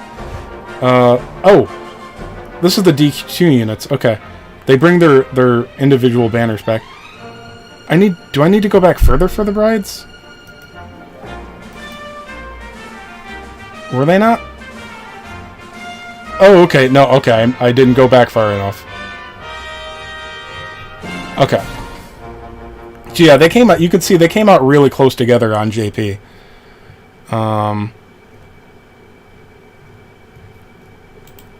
This is what I was going to point out. I would not count on us getting this. But this is a special 5 scout stamp. 5 stamp scout. And it'll be once only, of course. Good enough.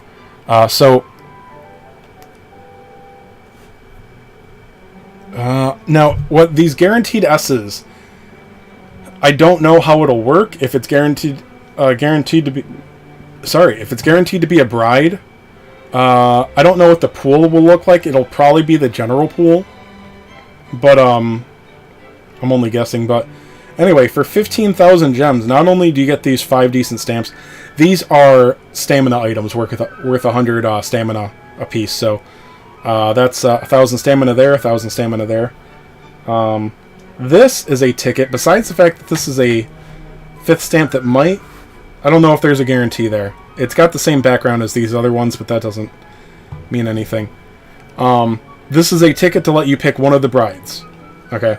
So they're dated. A lot of us have them, awakened and whatnot. But if you're a new player, there's a lot worse. There's a lot. You know, this is not the worst way to spend 15,000 gems. Really good value here. Again, especially depending on what the guarantee is like. If it gives you a really good chance at the brides, that's even better. So those login bonuses were definitely for the brides. Here is that to look like. I don't know what this is, but I mean, there are other bonuses here. I don't know. This is probably this is for the 5 stamp gotcha, I believe, but I'm not 100% sure. I don't think they're just going to give us another free bride. Keep in mind, when this comes to Reminiscence, I've tested this on the JP version. When it comes to Reminiscence, if you are a newer player that didn't do this event when it first came out, you can still get the free bride. So even new players can go and get their own bride. They can clear that quest and get the item.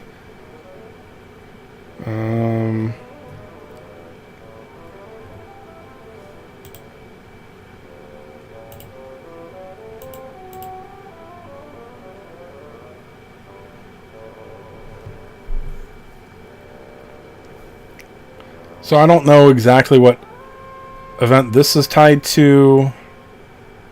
The bride one or something. Fat chance we'll get that. So the bride, the bride Reminiscence seems to be a campaign. It looks like it'll have double hard mode, double rank mats, double tomes. That these could be. This is part 1 and part 2.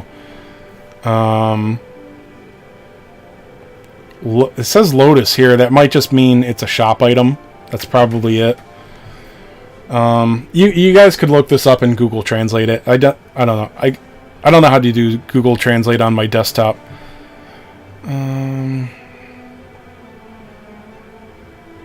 Yeah. So there's a scout.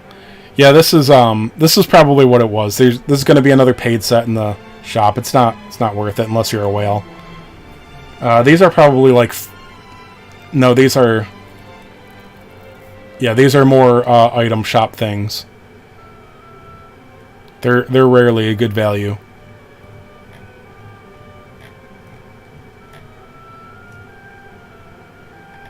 Yeah, more giveaways there that we won't get. And...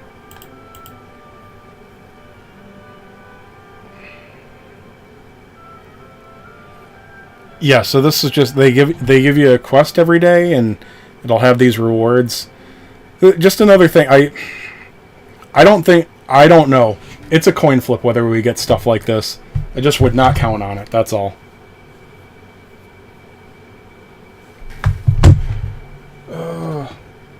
Okay.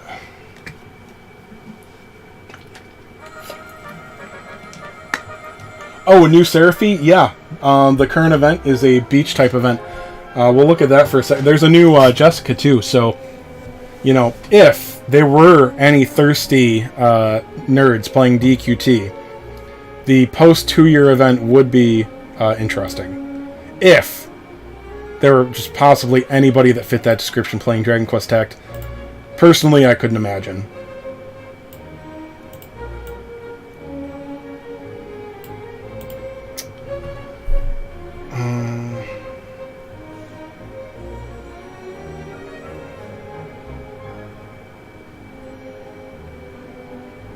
Yeah, anyway. Oh, yeah, again, if you played 8, you thirsty. Yeah, that's fair. Reminiscence goes to 1/3 stam after the, during the 2-year anniversary. At least it did in JP. Yeah. Did I mention this earlier in the stream, or for anybody that just tuned in? I mentioned this in the very, very long video that I made. Mendini's Dream Event is DQ9. That's it. It's DQ9, guys. Remember figs? Remember maps?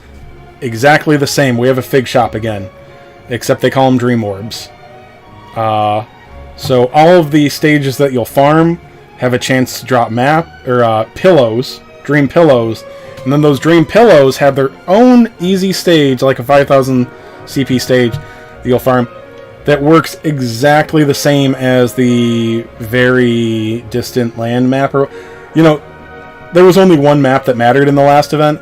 So it's actually a significantly better drop rate, because I think it was it a 3% chance for the good map, or just any? I don't know. I think it was 3% chance for the very distant, and then the other ones had their own drop rate tables. I don't know. Anyway, it's exactly the same as DQ9. Yeah, here's the thing. That means they're not going to give us any fucking orbs. There's going to be one in the regular shop. Oh, sorry, they're not... I'm not paying attention to what I have on screen, sorry. Yeah, it's the fig shop all over again. So this is what I was wanting about the orbs. They put orbs in here, where anybody that's sane is going to buy orbs instead of fig, or orbs instead of sorry. You should buy fragments instead of orbs. But they're like, well, there's orbs in the fig shop, the dream orbs, whatever. They're fucking figs. So yeah, we're definitely gonna get fucked on orbs in this when there's 3 different gacha units, and they're awakening, or they're blossoming the 3 brides. So if you don't have Bianca orbed up, you're not getting any orbs for her.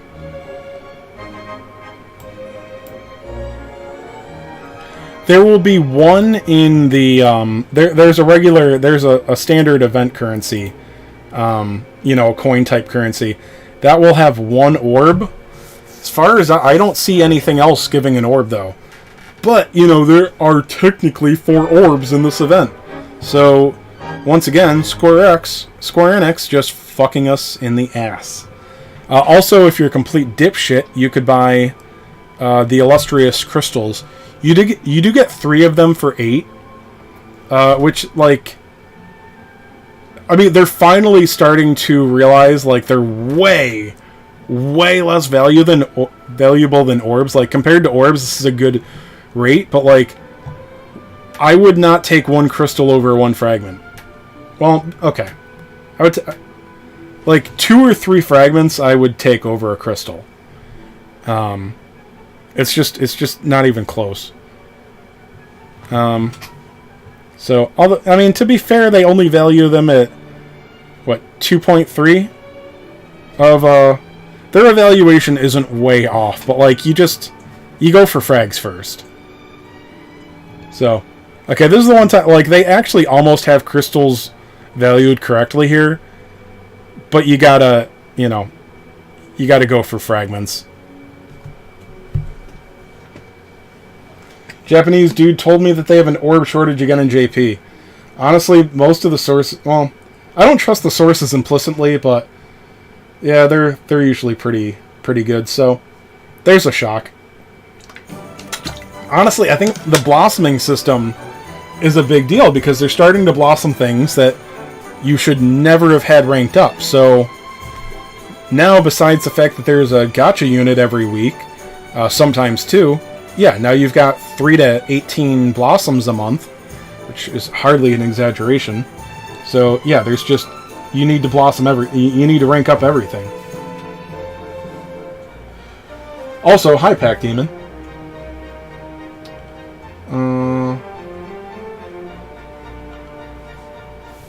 Yes, my innocence. I would like to claim how adult and manly I am, but I mean, I have my toys behind me in a room that I also refuse to clean. So I've panned out the mess. You guys have seen it before, though. Yeah. I don't even have all my toys up. Got Power Ranger Pops over here. I don't need to show that. What I will show off in a few days, I don't care if you guys give a shit or not, I ordered the new Mighty Morphin Power Rangers Megazord, and I'll probably open it, and I might as well do it on stream, because, like, you guys have anything better to do.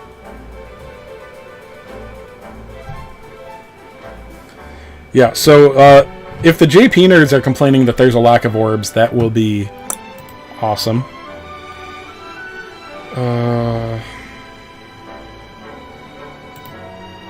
Yeah, so this is the regular shop. So, oh, and because there's, you know, I don't know if you heard me, Pack, or if you're aware yourself, Mendini's Dream Event is almost literally, it's DQ9, man. As far as the Fig system goes, that's it. There's a few things to farm.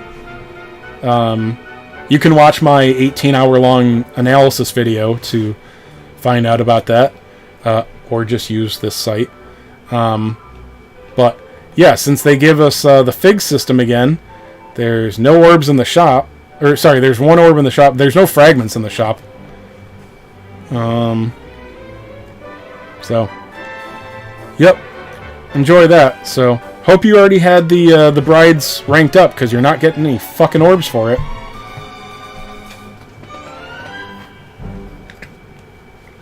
What's up, Sam? Run low on those family orbs too quick.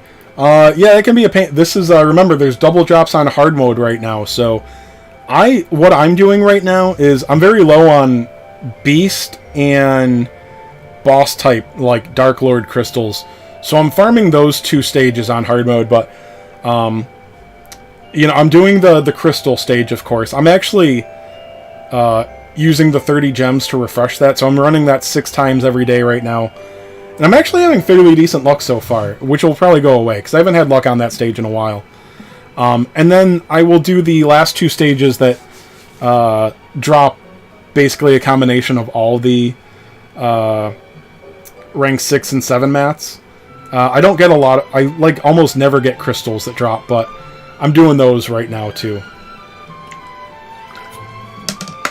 But like, I'm not farming, like, those are the only hard mode stages that I'm farming during the double event. The rest that I'm pretty good on. And I've already ranked up all of my Battle Road units outside some of the event ones. Like, every normal Battle Road unit is max ranked and leveled. The ones that aren't are basically just A ranks that I don't have the gold for, or crystals. One of your viewers that can read, well, you can get the fuck out of here, Pack. I don't need literate people in here.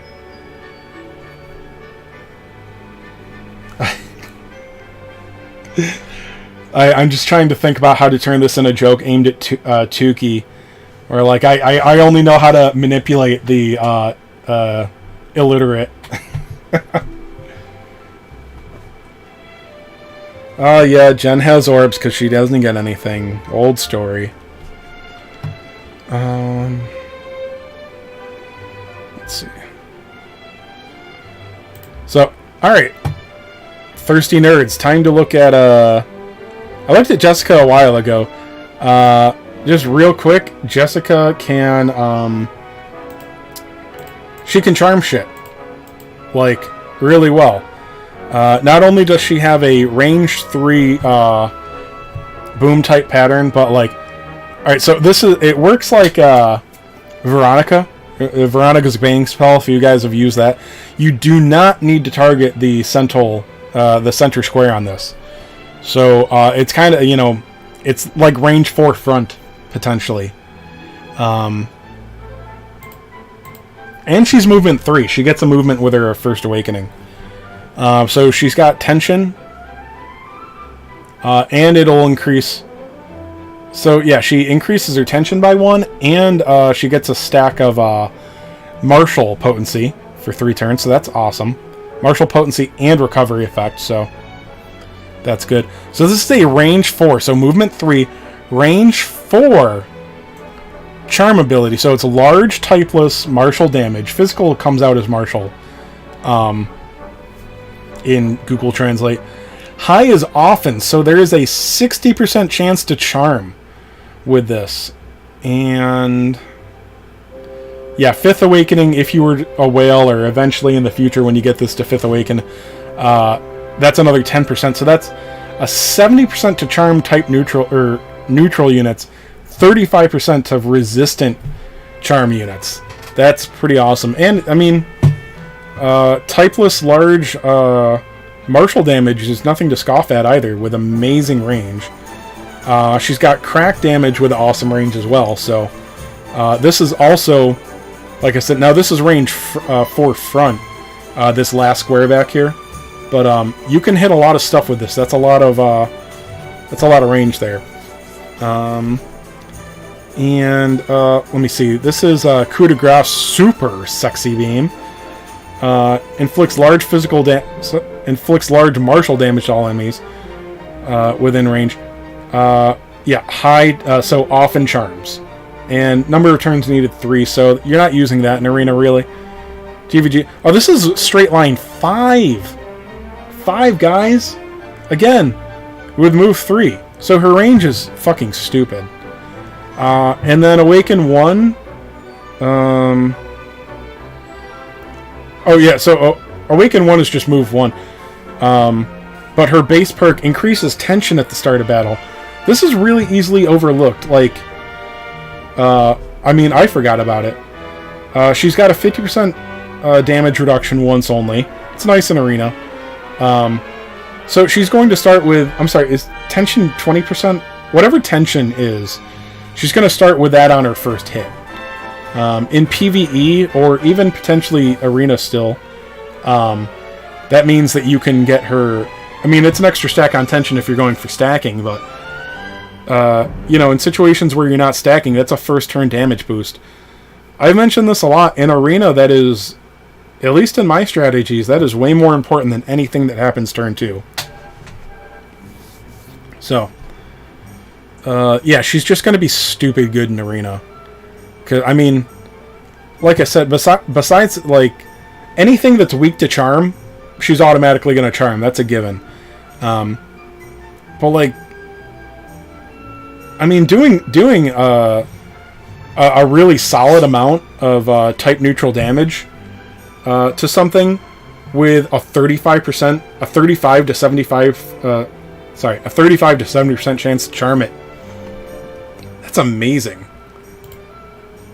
So even if you're not relying on the charm, there's a really good chance you could still get it. Not to mention, she has a farmable S-rank weapon. So this is martial skill power plus 4%. That's good. So she's got a... this weapon has rolls that... It's a very good HP weapon. But for me, I mean, I think you gotta go for the charm success rate. Because this could work for... Jade as well. It says heroic, so it should only be for hero characters, so I doubt this. I don't think it'll work for Queen Slime. And I'm only saying maybe because it could be a translation error. Yeah, I mean, well, it's only 3 or 4%, so I mean, I don't know. If you get a good HP roll on this, I'd keep it, but yeah, if you get a double or triple charm success rate roll, I would probably keep it. Like one or 2 HP rolls and the charm up, I would probably... I don't know. It's up to you. You guys know I'm not a good strategist.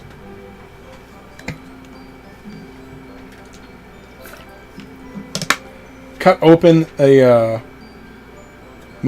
most perfect avocado. Okay, that's awesome. Like, I haven't messed with a straight avocado in a while. I just am lazy and get guacamole.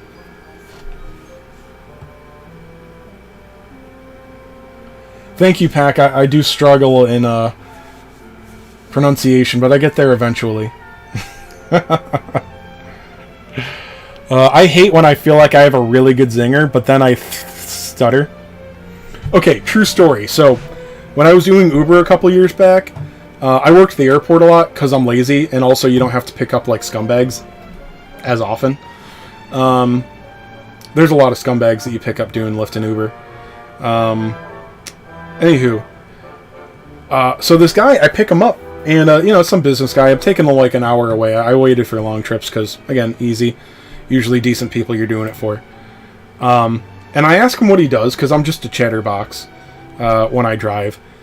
And he tells me that he is the treasurer for a charity that helps children with stutters. And that's how he says it, basically, you know. And I was just like, had a second, I don't remember how I asked him or if I did. I'm like, this guy is either hilarious like me and makes very inappropriate jokes, or, you know, he actually stuttered. And he informed me that even when you get over, you know, it's one of those, I'm not just the president, I'm a member type things. If any of you guys remember that old commercial. He had a stutter when he was younger, and he mostly got out of it. And a lot of people actually know this is pretty common knowledge, I guess. Even when you're cured of your stutter, it can kind of come back. Anyway, you can have trigger words that kind of trigger your stutter. And apparently, if you had like a really bad stutter, the word stutter is one of them. So he stutters when he says stutter. So I didn't laugh out loud, but like I thought he might just be like a dick and like kind of on my level with bad humor. But I learned something about people with stutters that day. So anyway, fun. You know, it seems like like when kids have like little stutters, it's really funny, but apparently they can be extremely crippling. I think, well, everybody knows about every fucking disability now, but anywho, anyway, we're just wasting time. I'm probably gonna log off soon, but that's wild. Yeah, I thought so too. Yeah, I want to look at Seraphi's A rank. I'm pretty sure this is the banner unit. Yeah, so it's got Dark Flame. One of the new B ranks that's coming in Mendini stream event is going to have Dark Flames. That's the same one that's on a Stark right now. I don't know if that's good enough on a B rank, but it could be. Major Frizz breath damage to all enemies in the area of effect on Straight Line 4. And it can get it can use an action to get a 1.5 potency increase on it. I mean, it's probably nothing special, but I don't know. Sometimes breath damage is just clearly the best damage type. It's just not always the most damaging. It depends on the unit and the perks and the modifiers and whatnot, but it's probably something that can be ignored. But activates Sea Anchor when your HP drops below 50%. Activates only... What is Sea Anchor?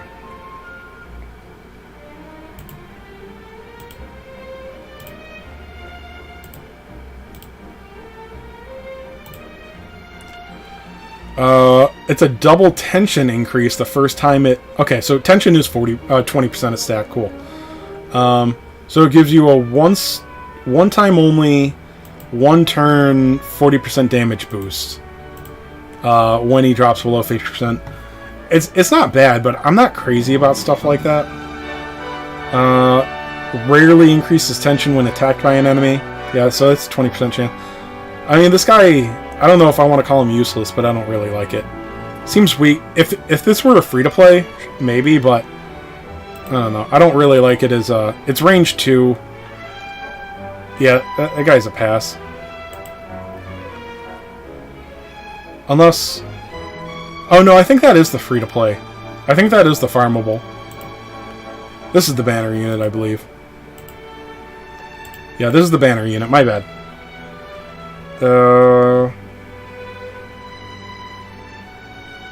I also just don't think this guy has any. It's got a counterattack on Awaken 1. And possibly a covering counterattack, or whatever you want to call it. I mean, he could be, I don't know. I don't think he's going to be a big deal, but I could be wrong. I don't feel like looking at him. Smart strategy to do the... I felt so. I could have made more money, but elsewhere, but it takes a little bit of luck, and also, I'm in central New York, which, like, the roads here are terrible. Like, they get destroyed every winter, so, my area is it's a college town, so, first of all, college students suck. They're literally all spoiled rich brats going to a party school, using their dad's credit card, and they don't know how to tip. So they're all like short rides that pay almost nothing. You're going over like a dozen potholes every trip. You're waiting for, and you're just dealing with the worst fucking brats. Meanwhile, the airport, yeah, you're dealing with businessmen. The best would be like families vacationing, like say a middle-aged couple that doesn't use Uber much, or they just got back from a vacation. They're just grateful that you gave them a ride home for less than $50, because, you know, taxis are ridiculous. So they'll tip well, and they're just a joy. Also, I'm not far from Cornell University, so I would pick up some of the Cornell professors, and I'll tell you, I mean, I prefer being paid, but I would have taken some of them down for free, because they talked with me. And, you know, I got to talk with I got to have some hour-long conversations with Ivy League professors. So that was pretty awesome.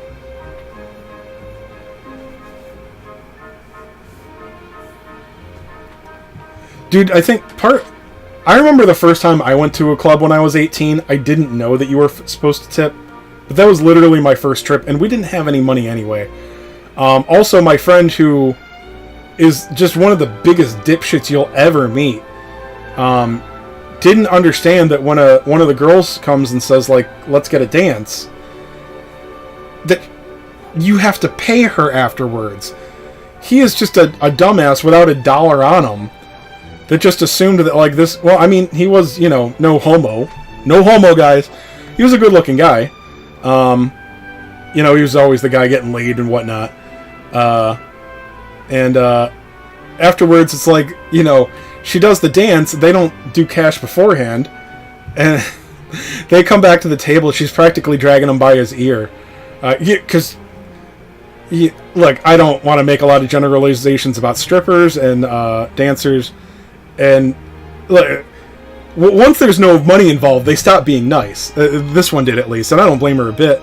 But luckily, I had a little bit of money on me. So it's like I gave her, you know, $20. So, I mean, she didn't get stiffed, but, you know, not tipping after a dance is still getting stiffed. But anyway, just dumb kids.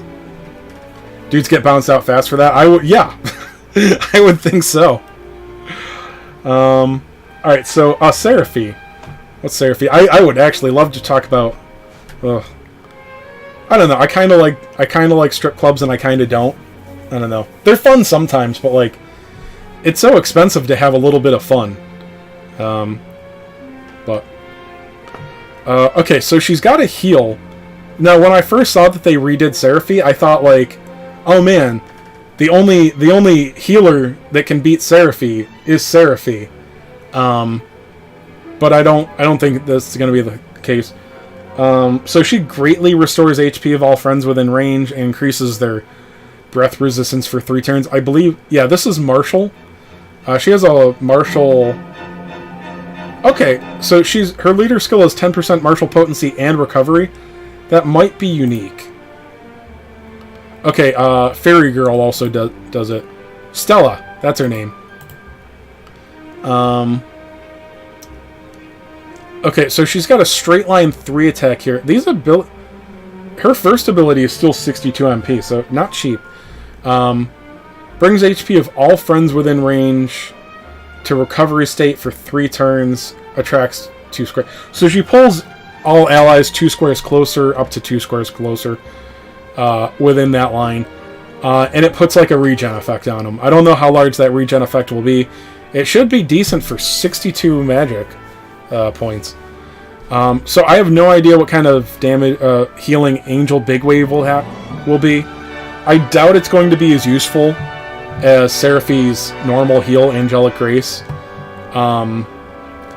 This will probably deal more up front, but that regen heal, just automatic riders, is fantastic on Seraphy.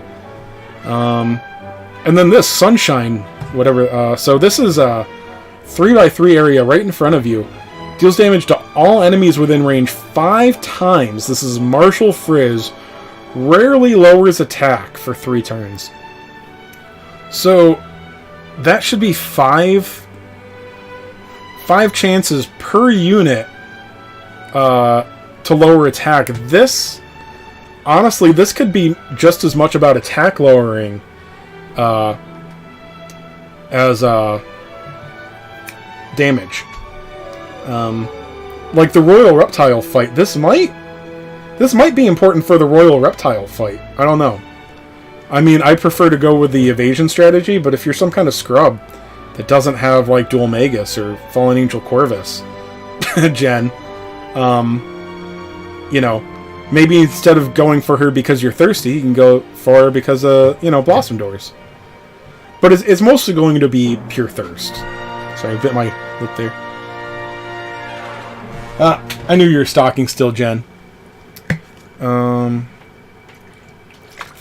She's gonna start battle with an agility and I believe this is defense. Attack doesn't make any sense. Strength is usually strength. I think is often defense in Google Translate. Power is sometimes move. Power can be move or defense. Google Translate is not like an automatic thing, guys. Believe me. What's up, Kirby? Yes. Kirby is incredibly thirsty. You'll fit right in, bro. Yes, we need a thirst unit now and then. As I've been saying in the other streams, now that we've got Beach Seraphy and Beach Jessica, we just need like a DOA style bouncy meter. Let's see. So Awaken 1. So yeah, and an agility defense boost. That's good. What is her agility? Let's put her at 1. Here, she's a slime, so that's, slimes are actually only, like, mine's slime's only around, maybe it's around 40. No, mine's actually around 36 right now. Let's put it at 38, whatever. Decent HP. Agility, 448 agility, so she's gonna start with a 20% agility boost. So that's, an extra 90 agility, so she'll be at about 540. So you might still, you know, if you want to guarantee her going first, you'll still want agility gear on her, but yeah, she can go really fast, and, you know, a move like this, like, usually I don't like status effects in PvP, but, I mean, if she's going to go first, and she's going to deal massive AoE frizz damage, if she lowers the attack on some of the physical units once or twice, that is some survivability that you can't ignore. Oh, sorry, I forgot that her heal has it puts a stack of breath resistance. That is nothing to ignore. So that is unique. There's not a whole lot of ways to get breath resistance right now. So yeah, she's got a moderate amount of HP. And pretty damn good agility. Just moved 2, unfortunately, but I could see her... She's not a broken arena unit, but I could see her having some use.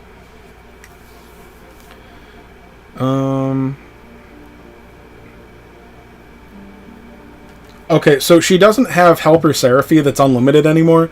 She has something that I would imagine would be a little bit stronger, same range, that activates 3 times. So I imagine this will be a heal for like 300 to 400. That's just me guessing, though. Third Awakening. When you attack with a martial skill, or you recover 1 or more HP with a martial skill, increase martial skill power and recovery. Okay, so she's gonna... This is just like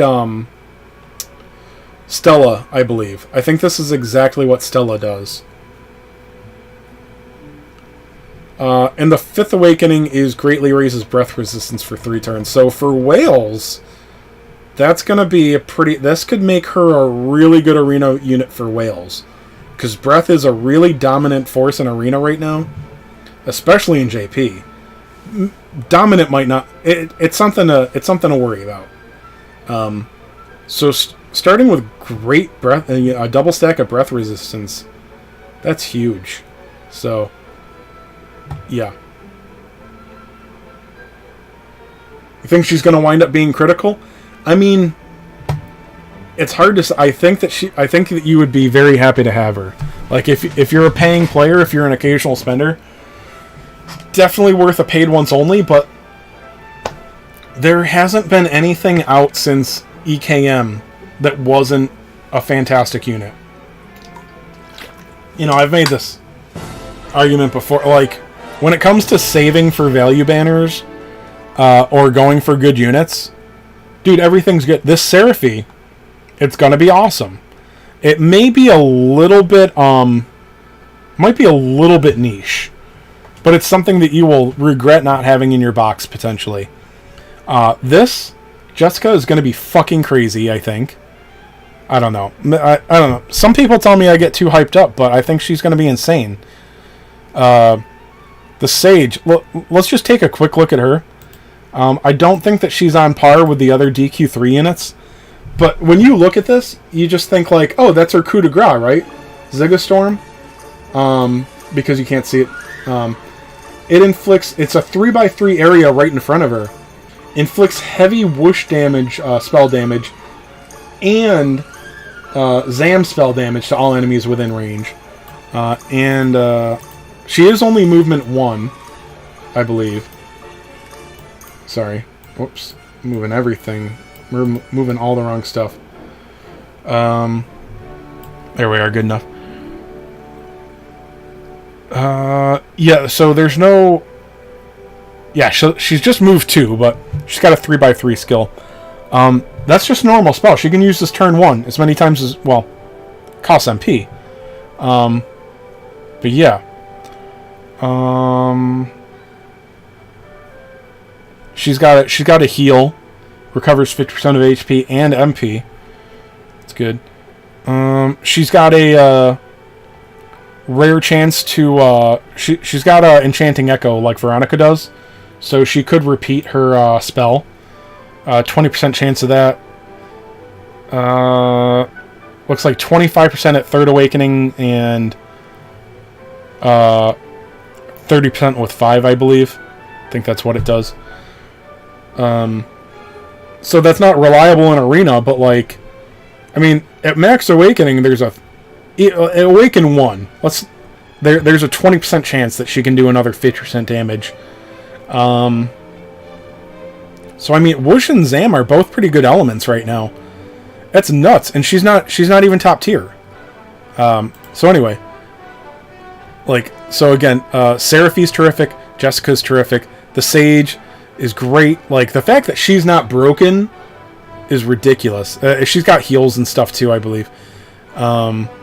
Zenlon is fucking stupid. I'm sorry. There might be a counter or two for him, but he's just going to be stupid. Besides the free-to-play S ranks. Erdrick. I mean, fucking Erdrick. You don't even need to look at his kit. It's Erdrick. You know he's going to be broken.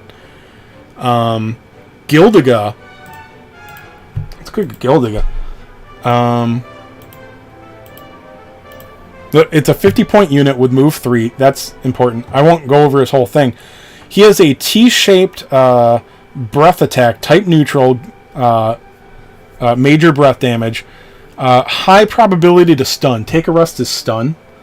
So that is a 60% chance to stun everything within range. So if anything is weak to stun, like Zenlon, it's an automatic stun while doing typeless breath damage, so that can't miss. So this is also going to fuck up evasion units. It might not kill them, but unless they're fully resistant to stun, not only are they going to lose most of their HP, there's at least a 35% chance, at least a 30% chance they're going to be stunned. And his base perk is to occasionally stun when he's attacked by spells or breath. Okay. Anyway. Yeah, his 5th awakening is another 10% stun rate, so that doesn't really matter for 90% of us, but it's there. So his chance to stun is just amazing. Durin, it's a 50-point unit with Indomitable Spirit, great physical attacks. Again, he's another one I've been told that I've overhyped a little bit. I don't think he's broken, but he's a good physical unit. He can heal. He can heal while doing damage. He's got a Zam AoE physical attack, so he's got good range. He's got Zam, And he's got Indomitable Spirit. Indomitable Spirit is really strong. Jamiris is just really strong. I know the arena nerds are super stoked for him. Murdaugh has a 6-area typeless spell attack with an often chance to sleep. So that's 60%. Awaken 1 gives him 10% sleep rate and movement 1. So he's going to be 3 moves. So this is kind of a short range on the attack. So it's the rows 2 and 3 ahead of him, but he's got movement 3 to make up for it. But yeah, that's a 70% chance to sleep on neutral. So again, even if they resist, it's a 35% chance. Dude, it's still doing major typeless spell damage. So it's just going to be stupid strong. Like, which of these units do you skip? You know, CGM up right now, he's really strong. Nulgul, nobody likes Nulgul. I think he's got potential, but and Lucia is supposed to be really good. I haven't really used her. What do you skip? Like, you know, this is an argument like a month or two. Not necessarily an argument, a discussion. I mean, I'm wrong plenty of times, but like, I don't, dude, you just can't go for everything. Everything is awesome. At max awaken, the Sage is broken in many ways. Let me just peek again to see why, if there's something. I know do you just mean like all the stats that she gets, or because Yamabiko's knowledge, that's just Echo, right? Yeah, Echo chance. Okay. So Yamabiko's knowledge is apparently like the Google Translate for Echo. Yeah, so that's a 30% chance for her to repeat her spell at 50% potency, which is, how many things is that not going to kill? But not to mention, so at max awaken, she will have an additional 10% spell crit.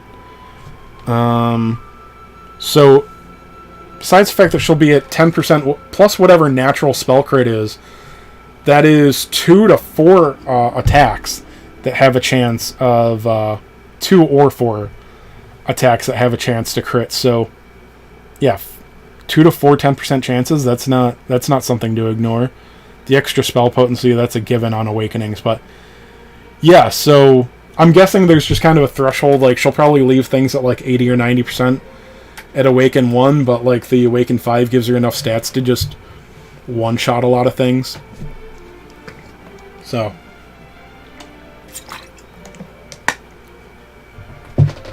yeah. But yeah, I mean, it's just, the thing is, I think she's going to be amazing. But everything is amazing now. So I don't think she's up to Zenlon and Erdrick tier, because they're just the unbalanced anniversary units. But like, I mean, what do you skip? Just skip them all. Like, go, I say save for the value banners, save for 48s and stuff. They're gonna be a few months older, but, you know, Pac made this really good point a few years ago. Let me give you a shout out again. Or kudos, however you want to put it. We're still in a crunch. I don't know if they're pausing it or whatnot, but units are going to be useful for less time in the meta while we're catching up. So, besides the fact that later units are always going to be better and more valuable, they're going to be valuable for less time than they were in JP. Not to mention the fact that our gems are significantly restricted compared to them, so you might as well save. You know, there are outliers. Like I said, the anniversary units are literally unbalanced. But yeah, if you're a spender, definitely do the paid once onlys. But like, hey Jason, how's it going, bud? I don't think you pop into streams very much. You're just always in my comments. Good to see you live. Ninja, you're more excited for Sage than Erdrick. I can see it, but I think you're alone. You're gonna start fights with that statement. Yeah, I would love to be able to do paid once onlys on all these things. Right now I'm not spending. Also, I'm being a little bit lazy going back to work, so I hate to say it, I really can't afford to spend right now. But anyway, what's this guy do? I doubt he's going to be, like, the free-to-play hood is so good. What's this guy do? Rare stun on a radius one now. No, this guy has nothing to worry about. That's the banner unit for the Sage. I hate... They're getting so close to being past this move plus... Like, this raises move by 1 on Awakening 1. It's rarer than it used to be, but, like, it's just so weak. Then again, this is just a banner A, so who cares, but... I'm not seeing anything... Okay, so he's got the chance for a 1.5... Okay, so he's got a wild card, but, like...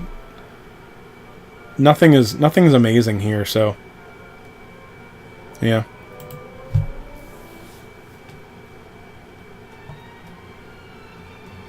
Oh, dude, I was doing Uber up until COVID started. Just kind of enjoying underemployment for a little while. And then they threw they let all gig workers go on unemployment, and there was no money to be made in the beginning anyway. So now my unemployment was actually pretty shit, but the $600 bonus they gave us for like a while, and then what was it, like an extra $300 after or something. It's like, yeah, okay, I'll just sit around, you know. I started this at the time, I believe. Started doing YouTube. Yeah, I just sat around playing video games and jerking off for like a year. Which is just what I do normally, but without working in between. So, sorry to be crass. Robert, Square doesn't deserve the money. That's exactly how I feel. It is pure gambling addiction is why I spend. Also, I mean, honestly, the community's fantastic. I love the community. I can't leave you guys. I'm so close to just wanting to leave out of spite, like, fuck these guys, but, you know, Chasers and CG13, they would just die without me, so I can't go anywhere. Living my best life playing video games all day. You know, the thing is, I play mobile games all day long now. I have a PS5 that I've barely touched.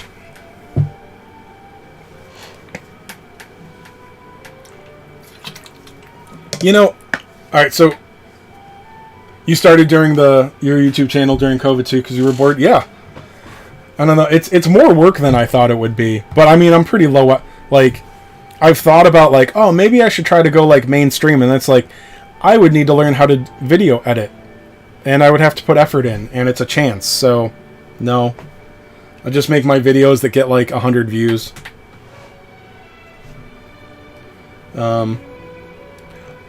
Oh, yeah, dude, this student loan thing, the student loan repayment, first of all, if they're doing it once for 10 grand, don't pay your fucking student loans anymore.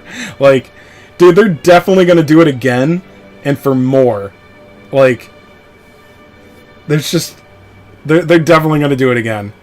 This is, what's the term, like a gateway socialism thing.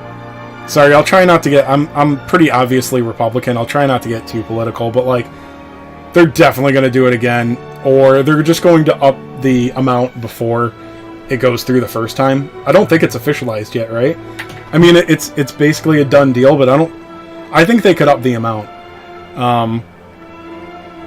So, like, I've got some student loans from CDL school, and from when I wasted 2 years in college way too long ago. Yeah, no, I don't think... And my dad gave me shit about it, because... Again, sorry to be political here, we're just done. I mean, there's nothing for me to do anyway. My dad is one of those Republicans that are why the Republican Party is in the place where it is now, because... Okay, the Republican Party is the guy that's sitting at the poker table, watching the dealer deal from the bottom of the deck and cheating, and waiting, well... I'm just going to wait for my good hand to come along still. Like, it's not coming. You're playing against cheaters. My dad is like, you should still be, this is wrong, and you're going to do it. I'm like, dude, no, like, none of the people, like, the banks and stuff like that, they're not playing by any rules. They're too big to fail. Like, they've been bailed out while fucking everybody else. They got bailed out and just stole the money. We have no allegiance to these people. And honestly, look, there's a whole lot of problems with the college system, and I think, yeah, fuck college students. There's a lot of stupid kids and whatnot. But also, like, the majority of kids don't know what money is.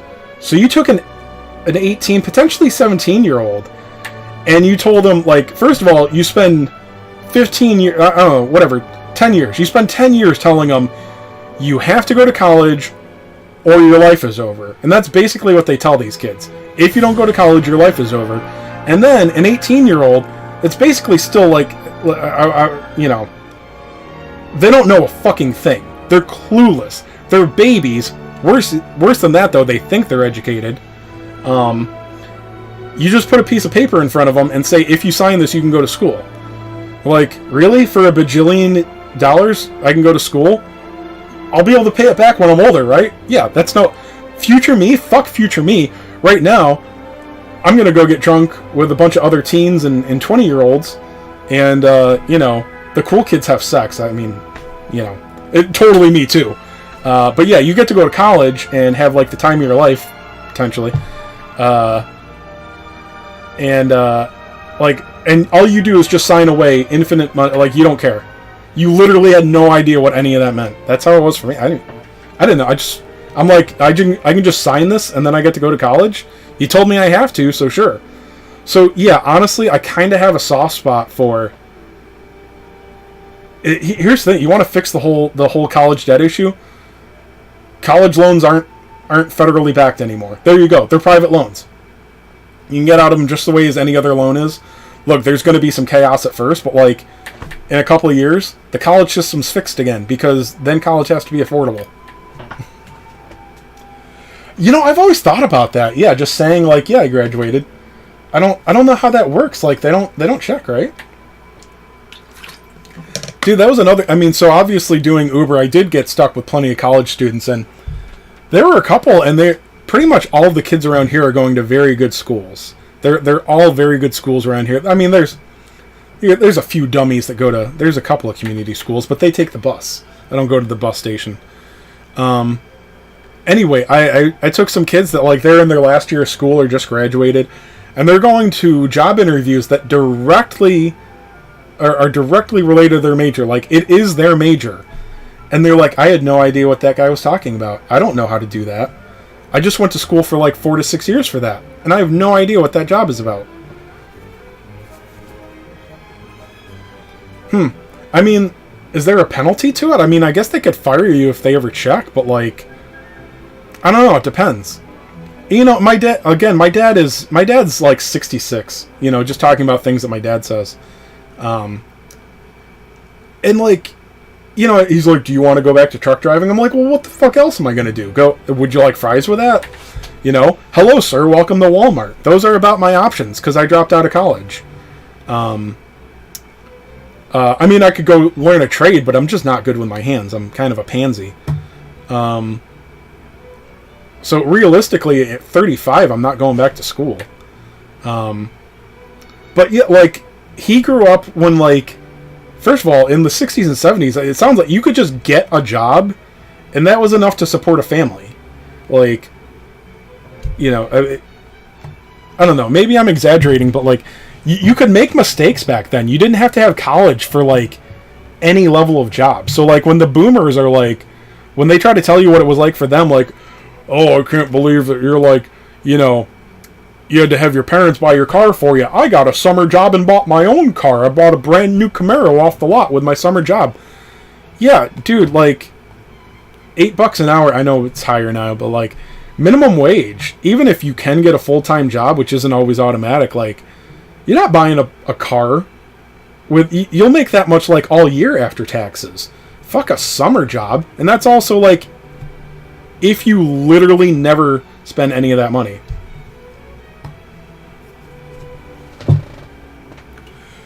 Stick with YouTube and maybe try something where you talk with people, customer service relationships. You'll be great at it.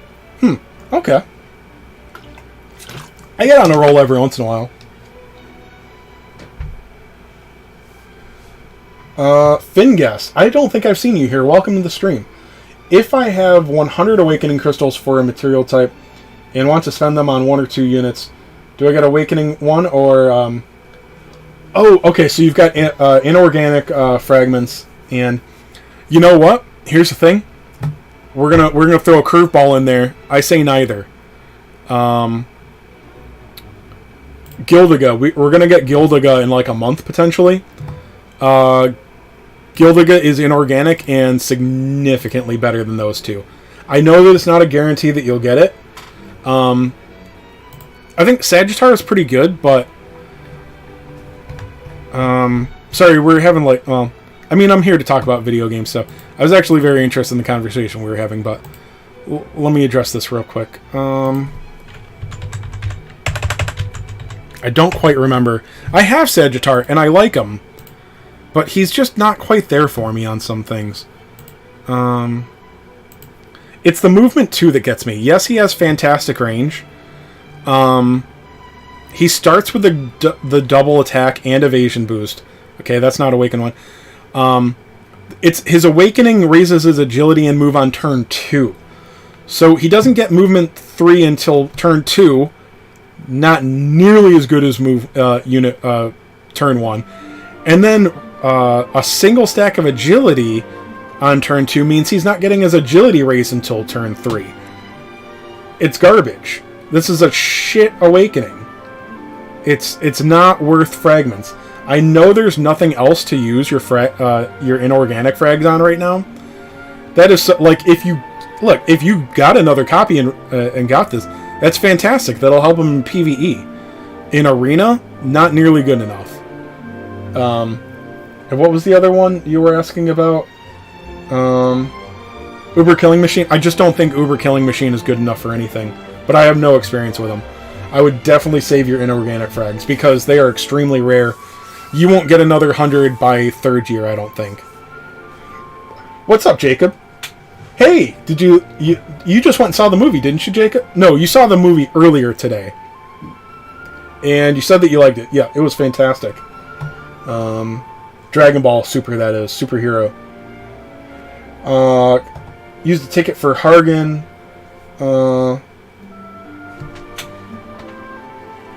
Oh yeah, like if you didn't use your your Dark Lord ticket already, if that's what you're talking about, or one of the anniversary tickets, like before they released any information about Hargens Blossom, you would have been getting them maybe just to fill a spot in your inventory if you're a collector like me. But yeah, now that he's getting blossomed, I mean, he is one of the best things to draw on a celebration type banner right now.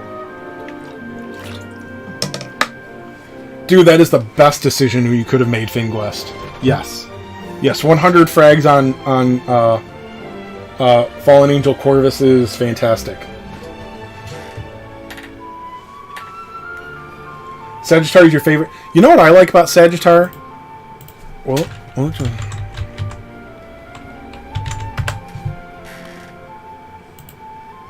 gonna like... It's bringing up like Sagittarius, I think.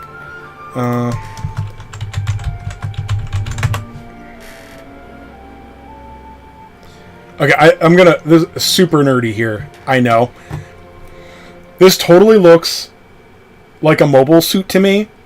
But, obviously the design, this is obviously, especially with the red eye, it's a giveaway. Obviously this is inspired by Mobile Suit Gundam, which I am a fairly large fan of. This is a Xeon mobile suit, recovered and repainted by the Federation. That's obviously what this is. So I don't give a shit about Dragon Quest Monsters. I never played any of those games. I'm sure they're great. But yeah, I like this because it looks like a Xeon mobile suit repurposed by the Federation. I mean, I don't know. That's exactly what this looks like to me. And I know that is the... Like, in a sea of nerds, I am king nerd with that statement, I believe.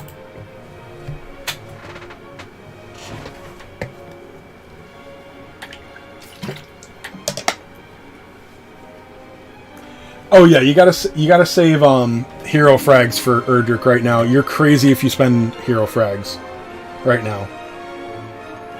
The only reason you spend any hero frags right now is if you have 200 of them. That's about it. And save 100. Kanzar. I don't know who Kanzar is. There's a couple of DQ games that I've missed. I'm sorry. Thought it was an arcade exclusive like Extreme Killing Machine.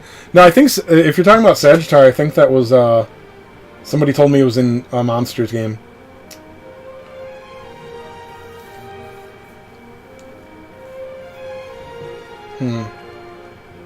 Are you talking about Kandar the Thief?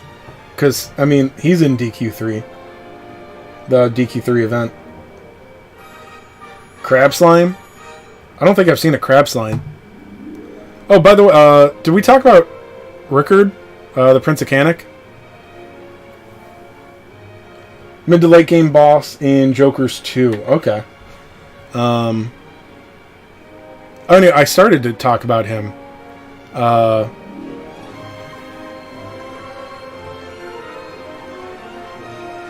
Kaiju-sized slime.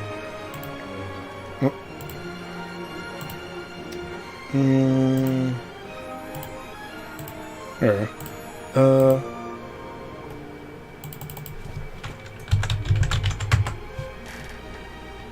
Should probably be careful what I Google. Oh, Kanzar. You guys are gonna tell me to search for like purple waffles or something like that live on stream. Oh, dude, that is derpy as hell.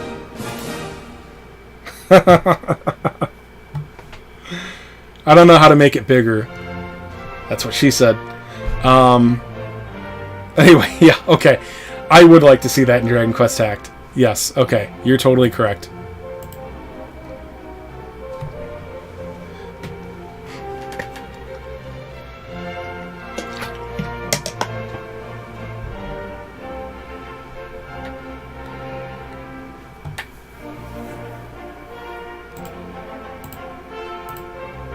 Dude, this is like what I'm most excited for, the Rickard Blossom. He's Sizz only. He's only got Sizz stuff, but his new ability is Sizz spell damage, so you'll probably want to stack Wisdom on this guy, which is not very high. His Wisdom is not great. But it's double Sizz spell damage to all enemies within range. It's line 4. Okay.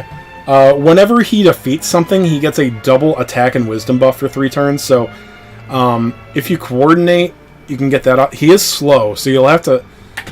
I don't know. He might not be an arena unit. Because he... Very bad agility. That's not... Like, you can't fix that with agility gear. Yeah. Especially since you're definitely going to want wisdom gear on him. Oh, except he's not a caster, so... Yeah, his equipment situation really sucks. Because you can't put rods on him, like rods and wands. Anyway. So, this is not going to do, like, huge damage, but it's going to, you know, it's got great range. He's got movement 3. If it kills something, he gets a boost. But, if we go down to here to his talents, let me see. When you inflict a physical or spell attack, increase agility, attack, and spell power. And this is for each connection. So if you hit like 2 units, you're getting this twice, I believe. So you get the attack buff, the spell power or wisdom. I'm not sure if that's it. I don't know. So, or I think this is a potency increase. So you'll get a stack of agility, which helps for turn 2. Okay. So this is more like a GVG type unit, possibly. So you're going to get the attack and spell power boost. And resilience. I don't know what resilience is, because this is Google translated. It's not necessarily spell resilience. It only lasts for 1 turn, but I believe that it can proc multiple times. So it's once per unit that you hit. So with that line 4, it's pretty easy to hit 2 things with it.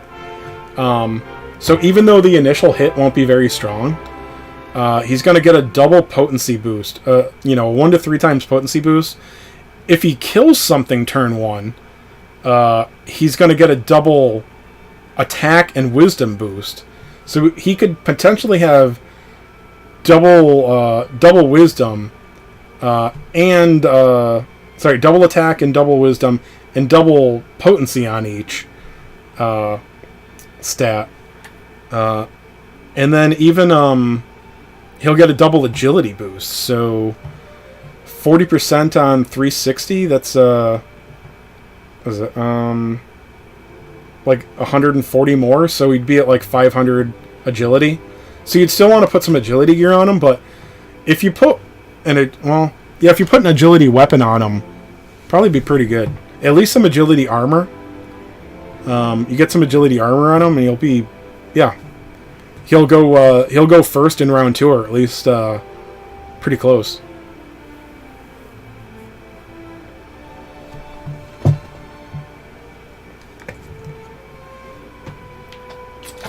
Dude, I would like Gildiga too. He seems pretty good.